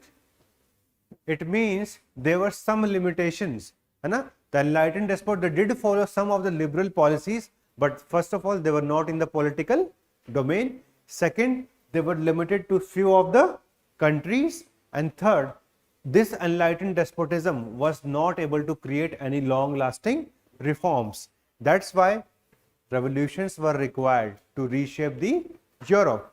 This old France or old Europe, this is known as ancient regime.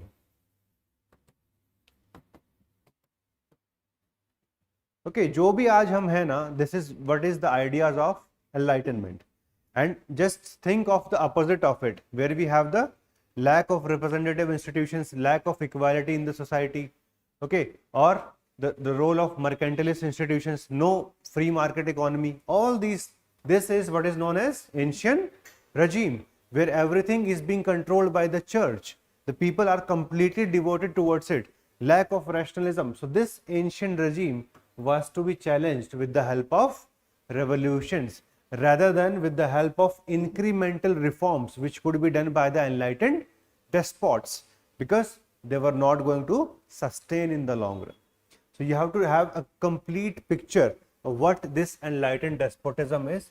You have to remember the quote of Lord Acton also, who said this was the age of repentance, where they realized कि हमसे बहुत गलतियां हुई हैं, so we can go for some reforms, the limitation of those reforms, and eventually countries like France, which was not having any enlightened despot, they only had despot, not the enlightened one.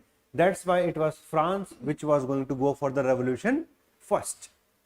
Okay, as you can see, England has been a conservative country. One famous revolution of 1688, it is known as the glorious revolution of 1688, in which the maximum power, it was transferred from the monarchy to the parliament.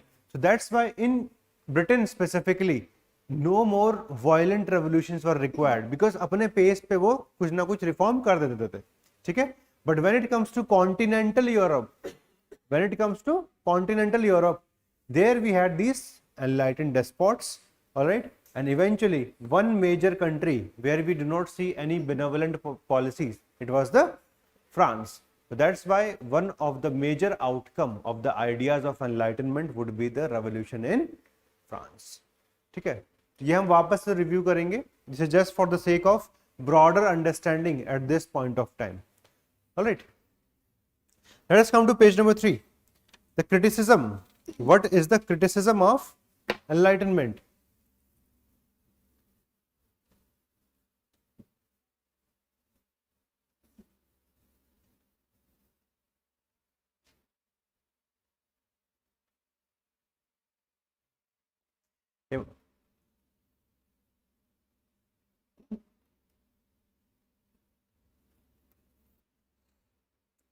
Okay. So Himanshu has asked a very pertinent question. He says, sir, many of these ideas कि भाई scientific temper होना चाहिए और the idea of republic, they have been even in ancient India. ठीक है, but यार वो किस level तक applicable था ना, we do not know that. Like there is a debate about ancient republics in India, but if you see the analysis of majority of the historians, they call them oligarchies rather than republic. Okay, so at different stages of history, you're going to see different ideas.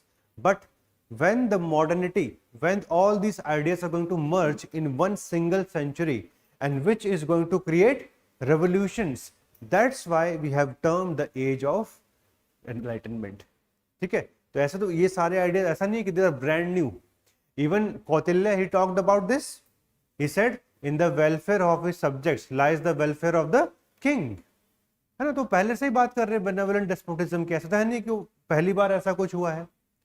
But this is what has happened in one specific century, plus it also bound to produce large scale results in the form of creation of the modern world, और what we can call modern world in the context of 18th to 20th century. So that's why it is very important.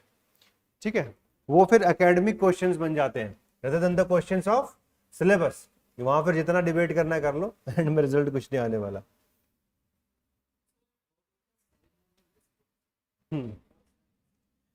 हर चीज का देखो एक perspective है. Ceremonial despotism की मतलब जहां पे मेजर फोकस रहेगा सिर्फ सेरेमनीज पे, ठीक है, rather than on any other part. ठीक है,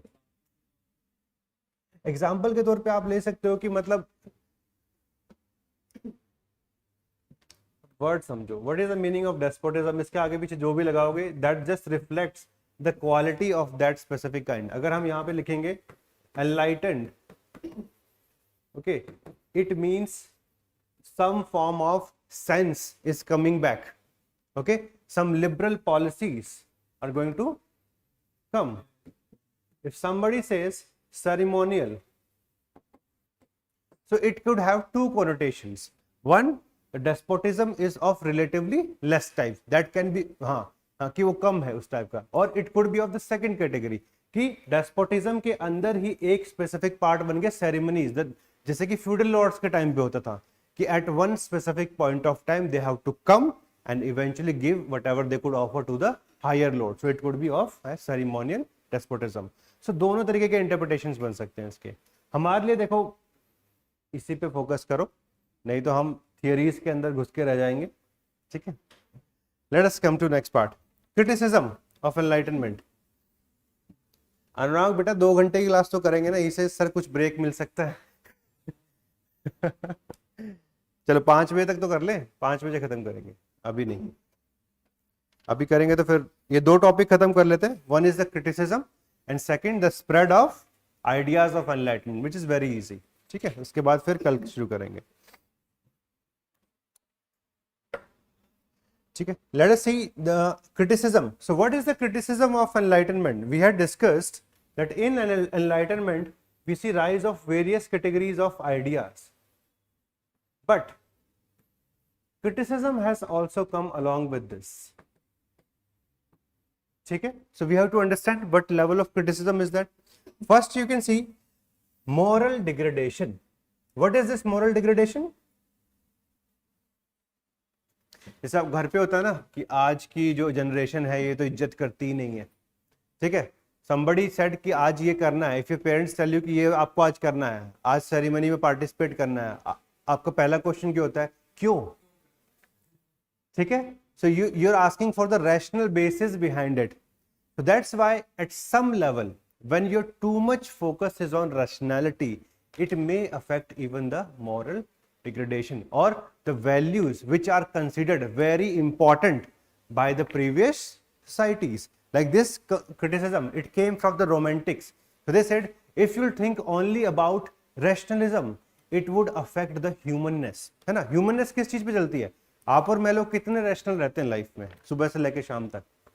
ठीक है. Majority of us we are run by emotions, है ना. तभी तो हमने पर्सनल और प्राइवेट लाइफ अलग अलग करी है ना, कि बोले पर्सनल और प्रोफेशनल लाइफ. तो प्रोफेशनल लाइफ में क्या करते हैं हम? रैशनल रहने की कोशिश करते हैं. एंड पर्सनल लाइफ में जो मन में आया करने की कोशिश करते हैं. whatever could be done one day or the other.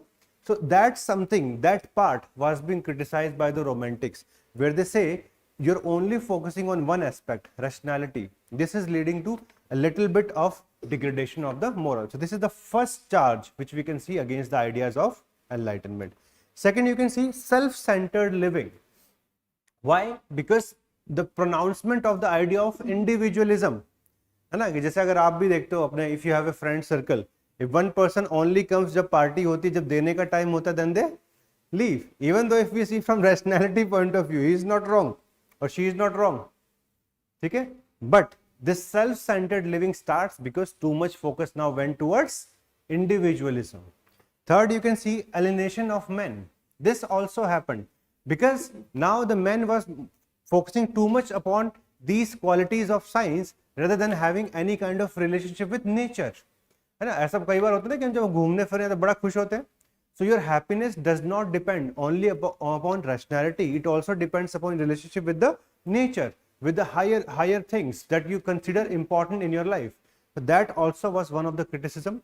The last one is the rise of violence. If you see, in many cases, this enlightenment eventually fueled colonialism and imperialism. Like you can see in the case of India also, we will see the rise of enlightenment ideas in Europe. From there they came and they were able to conquer the rest of the world, which increased violence on the higher scale. One more criticism you can write down.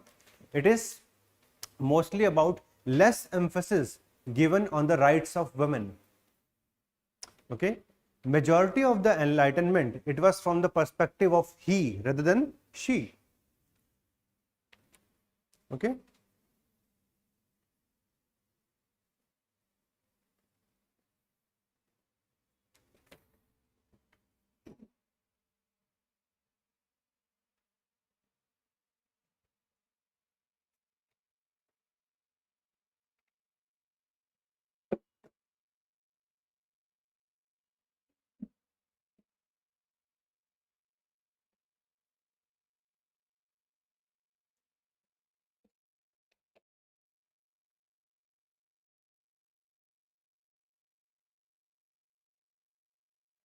Let us see the next one. Spread of enlightenment in colonies. So as we can see, the ideas of enlightenment First, they became prominent in Europe.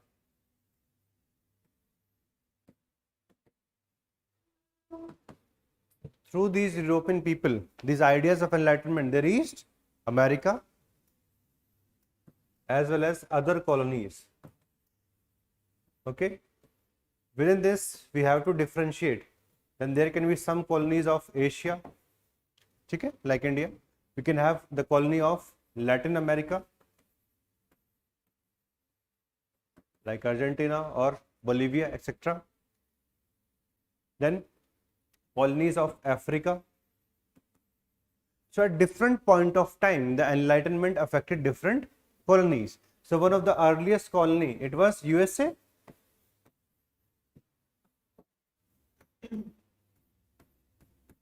So here the ideas of Enlightenment, it was mostly co-terminus with the Europe, same time pe. Okay? 17th and 18th century, we see the rise of Enlightenment in America itself. Then depending upon the time period of the colonies, like in the beginning of 19th century, we see the rise of ideas of Enlightenment both in Asia as well as Latin America. Latin America will be the one which will become independent by the first 2 or 3 decades of the 19th century. In India, like the rise of socialist reform movements, the most prominent personality is Rajaram Mohan Roy. So all these belong to the early 19th century. And if we see the case of Africa, here the Enlightenment is mostly going to be important from the 20th century onwards, because Africa was eventually colonized by the Europeans from 1884 to 1914. Okay, this is the major time period where the Africa was colonized. So that's why the ideas of Enlightenment in Africa, they'll come during the 20th century, and this will be the last continent to become independent also because of the same reason. Alright. Now let us see in brief kahan pe kaun active hai. This is again a question, you can mark it. UPSC can ask a question on this. This is directly mentioned in our syllabus, but so far no question has come. The spread of Enlightenment in colonies. This is the name of the topic. So let us see in case of America. The prominent thinkers, you can remember their name, like Thomas Paine, Benjamin Franklin, Thomas Jefferson, James Madison, John Adams. These are the famous people, and they were responsible for ideas like scientific rationality, religious toleration, as well as republic. Okay, all these reason as well as liberty and reducing. The main reason why these Americans, they did not went for kingship, because wherever there was kingship, there was revolt, rebellion, and lack of, you can say, attachment with the country. Okay, that's why what they did, they went for republic, that there should not be this kind of problem. Whenever there used to be a change of a king, there used to be war of succession. Okay, so instability bar aa rahi thi, so they were able to analyze it. That's why America, it went for republic, and it became the first republic in the modern world. Okay, so we see the second one, Chinese. So in China, we see the rise of these ideas from 19th century onwards. Like this one person, Jung Wing, okay, got a degree from American University, and thereafter went for the slogan, "We welcome science and democracy," and bid adieu to revert Confucius and his sect, because they wanted to reduce the influence of religion. Similarly, Lu Xun, okay, he also participated in the revolutionary. Then Mao Zedong, and he was against foreign invasion, feudalism, and economic distress. Similarly, you can see in case of Japan, Japan would be one of the earliest one to become a powerful nation among Asian countries. So here we see the promotion of culture and enlightenment by creation of this organization, which is known as Meirokusha. You can remember its name. Okay. Then Fukasawa Yuichi, and he was a bitter critic of the government, and he talked about that God had not made man above man, nor has placed people over people. Similarly, the restoration of the Meiji government, as all of you know, Japan was having a feudal kind of government till 1868, and then they shifted towards the restoration of the king, and that is known as Meiji Restoration, which led to modern syllabus for education on the basis of ideas of Enlightenment. And finally, if we see the case of Latin America, the most famous personality here is Simon Bolivar. Simon Bolivar, he was influenced by the ideas of French Revolution, which themselves were based upon the ideas of Enlightenment, equality, liberty, and fraternity. That's why he went to South America around the beginning of the 19th century, and was majorly responsible for the liberation of most of the South America. That's why he is given the title of El Libertador. ठीक है, we'll discuss about all these topics. यहाँ पे सिर्फ एक summarization है कि enlightenment had spread to various colonies. Whenever we read one or the other topic, there you will get जहाँ पर भी कोई भी लीडर है who is responsible for the rise of a rebellion against the colonists, that person is nothing but he is the personification of ideas of enlightenment. Like in case of India, who are the personification of enlightenment? It is Raja Ram Mohan Roy, Ishwarchandra Vidyasakar, or later on if we see, it is Gandhi. Okay, so these are the persons. So in every country there is one or the other leader, their name can be seen for the ideas of enlightenment. All right, so this topic may come in 10 marker. All right, there is a possibility. जैसे कि when we are going to study about American Revolution, we'll see the role of these important leaders. उनको बस नाम याद करते जाना आपको हर जगह पे. The important thing is कि topics की dimension आपको clear होनी चाहिए. Like today, so far, we have discussed about what enlightenment is, so definition is clear. Second part comes कि what are the major ideas? So ideas of enlightenment, that is clear. Okay. Third, we discuss about the factors which were responsible for it. We even discuss the impact. Okay, और थोड़ा सा जो impact है ये वही ideas वाला ही है. Then we discussed कि what is the criticism? Are there some limitations of enlightenment? Then we had discussed about its spread, how it spread to various colonies and how these people are responsible for the rise of the enlightenment in their century. So roughly आपको क्या याद रखना है? 17th and 18th century, we see the simultaneous rise of ideas of enlightenment both in Europe as well as America because they were directly linked. Second, we see the rise in Asia in 19th century along with Latin America. In 20th century, we see the rise in Africa. इतना याद कर लोगे, बाकी तो अपने को अपना syllabus ही finish करना है, उसमें सारा आपको मिल जाएगा धीरे धीरे करके कहाँ पे किसका है, who is the major leader in which area. Okay, like in Africa, the major leader is Kwame Nkrumah. Okay, from Ghana, also responsible for becoming the part of even NAM, non-aligned movement. So वो आपको time to time syllabus cover करते हुए हर जगह मिल जाएगा कि वही बस आपके आइडियाज ऑफ एनलाइटनमेंट है. Just like in the beginning itself when I told you कि if do you remember the preamble of India, that is nothing but it's the identification of the ideas of enlightenment. तो कभी और कुछ नहीं याद आए तो बस इसको ध्यान रखना. That's going to be a life saver for you. Anyway, the important thing is for the spread of these ideas, some personalities were responsible. ठीक है, so we have to discuss those philosophers. Okay, so initially we are going to limit ourselves to those philosophers who are part of our syllabus directly. So there are two. One, first is Immanuel Kant and second is Rousseau. When we are going to discuss about French Revolution, there additionally we will discuss about Montesquieu as well as Voltaire. What were their ideas, because they are influential in one of the biggest event in human history, that is French Revolution. तो वो वहाँ पे discuss करेंगे. ठीक है, तो आज यहीं तक फिनिश करें. ठीक है, we'll start tomorrow from the contribution of these people. एक बार हैंडआउट को देख लो. See your first handout and mark the important areas from where probable question या तो आ सकता है या आ चुका है already. ठीक है, like definition, all of you have to cram it mandatorily. ये एक definition याद रखना है. ठीक है, when you will come to me कि सर 8 मिनट में नहीं आंसर लिखा जा रहा है, उसका सबसे बड़ा रीजन पता क्या होगा? You are not able to write introduction. Question का इंट्रोडक्शन लिखने में दिक्कत आ रही है, और सबसे आसान तरीका क्या होता है इंट्रोडक्शन का? डेफिनेशन याद कर लो. Tomorrow will start with answer writing also, how the answer should be written in world history. Okay. Second, the ideas of enlightenment, you have to remember it. Direct question कभी कभार आ सकता है, like it has come in 2018, but majorly it's going to be an indirect question, not direct. Factor, this is a potential question. Factor that led to enlightenment, it's a potential question and it may come. Impact आप बस roughly याद कर सकते हो, जो initial 3 points है. Enlightened despotism, UPSC has already asked question from here, and you have to remember what are the positives and the negatives with respect to this. Criticism of enlightenment, there can be a potential 10 marker question on this, and similarly on the spread of enlightenment in various colonies. There can be a 10-marker question on that also. Okay, so far we have discussed only these 4 pages. Okay, tomorrow we'll discuss first about the contribution of Kant. So you just read page number 4, 5, right? Then on the page number 6, it's the ideas of Rousseau. Then even the criticism of Rousseau is important for us, because the ideas of Rousseau, they are a bit conflicting. I'll tell you, I'll discuss tomorrow. And thereafter on page number 8, the ideas, socialist ideas. What is the meaning of socialism, which we'll discuss tomorrow.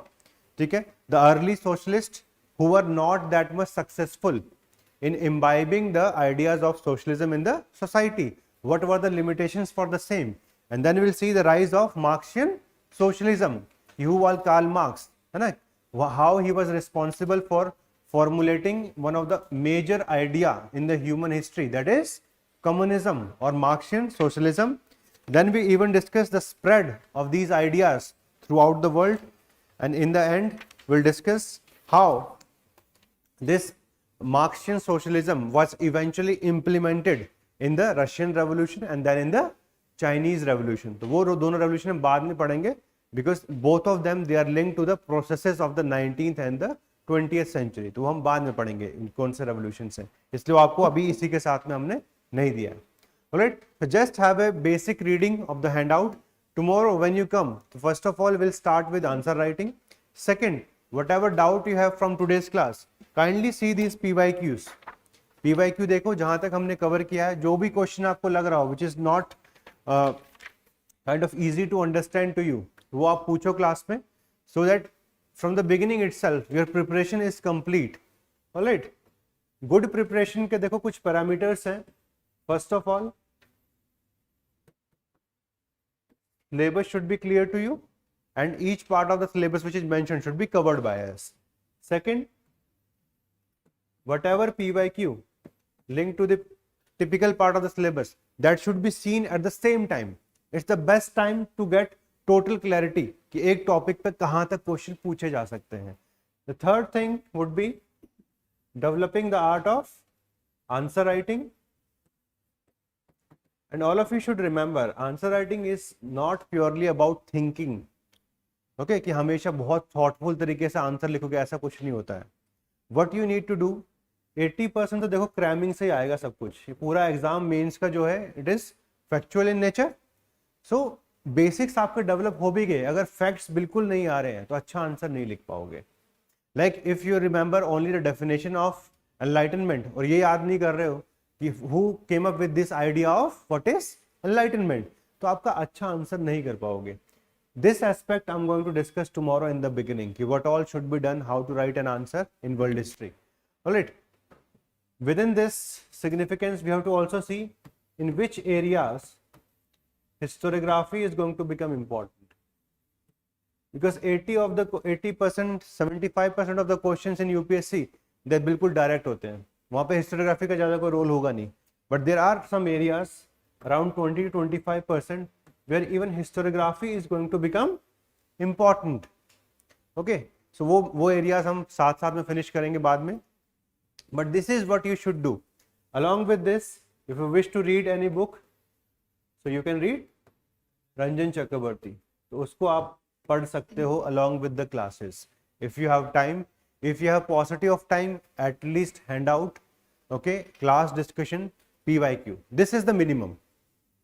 If you want to make it perfect from the beginning, this is what you should aspire for. इसके बाहर जाने की जरूरत नहीं है. Whenever you are studying any topic, refer only one book. Don't go for multiple books. The problem is lost हो जाओगे. ठीक है? And once you are lost, eventually फिर बीच में उस process को छोड़ोगे, because the process itself is not to the mark. है ना, कि शुरुआत के टॉपिक के लिए 3 बुक पढ़ ली, बाद में एक बुक भी नहीं पढ़ पा रहे हो. Because time is just like this. आपको धीरे धीरे करके सिलेबस कवर करना है, but at the same time all these elements should be there. The moment these elements are going to be missing, this is going to impact your marks. ठीक है, तो इसको ध्यान से लेके चलो. Whatever will be part of your GS world history, वो automatically हमारा वर्ल्ड हिस्ट्री के साथ में कवर हो जाता है. So whenever you are going to go and go for GS foundation, तो वहाँ की world history classes if you wish to skip, you can skip. It's not going to affect you even in an inch. ठीक है, समझ में आया? Since world history is not a part of the prelims, तो उसके लिए कुछ ज्यादा फर्क पड़ेगा नहीं। ठीक है, it's not a part of that. कभी कभार आइडिया लेवल पे क्वेश्चन आ जाता है वर्ल्ड हिस्ट्री से, but not at the direct factual level. जैसे कि क्वेश्चन एक बार पूछा गया था कि end result of the idea of Marxism and Gandhian, both of them they want stateless society. ठीक है, but the methods are different.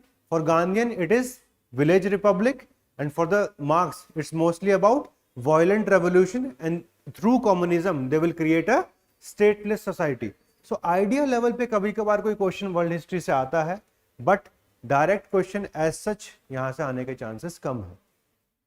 ठीक है, सो जीएस का आपका सारा पार्ट इसी के साथ में खत्म हो जाएगा। उसके लिए अननेसेसरी टाइम पास वेस्ट करने की जरूरत नहीं है इधर उधर कि वो भी कर लेंगे ये भी कर लेंगे। टाइम को सेव करो। ठीक है, एक बार कोई टॉपिक समझ लिया, then the next important part for you is answer writing. If you are not doing this, only focusing on these two, तब भी आपको कोई ज्यादा अच्छे मार्क्स नहीं आने वाले। This is the most important thing. Eventually in the exam hall, क्या होगा उनके सामने? आपके पेपर होंगे, आप तो साथ में बैठोगे नहीं कि नहीं उस वाले में ये भी सोच रहा था मैं, है ना, इसमें ये भी आ जाना चाहिए था, हाँ हाँ हाँ ये मेरे से मिस हो गया। That is not going to help you out. So this is where you should put a lot of effort. But initially 70% यहाँ फोकस करो और 30%, और थोड़ा टाइम बाद once your foundation is over, यहाँ पे 70% कर दो, यहाँ पे 30% ही रखो। ठीक है, और पीवाईक्यू साथ साथ में करते ही चलो। ऑलराइट, चलिए, will meet tomorrow. Anurag will share these PYQ in the Telegram group. You can just see it from there. Okay, so don't worry about it.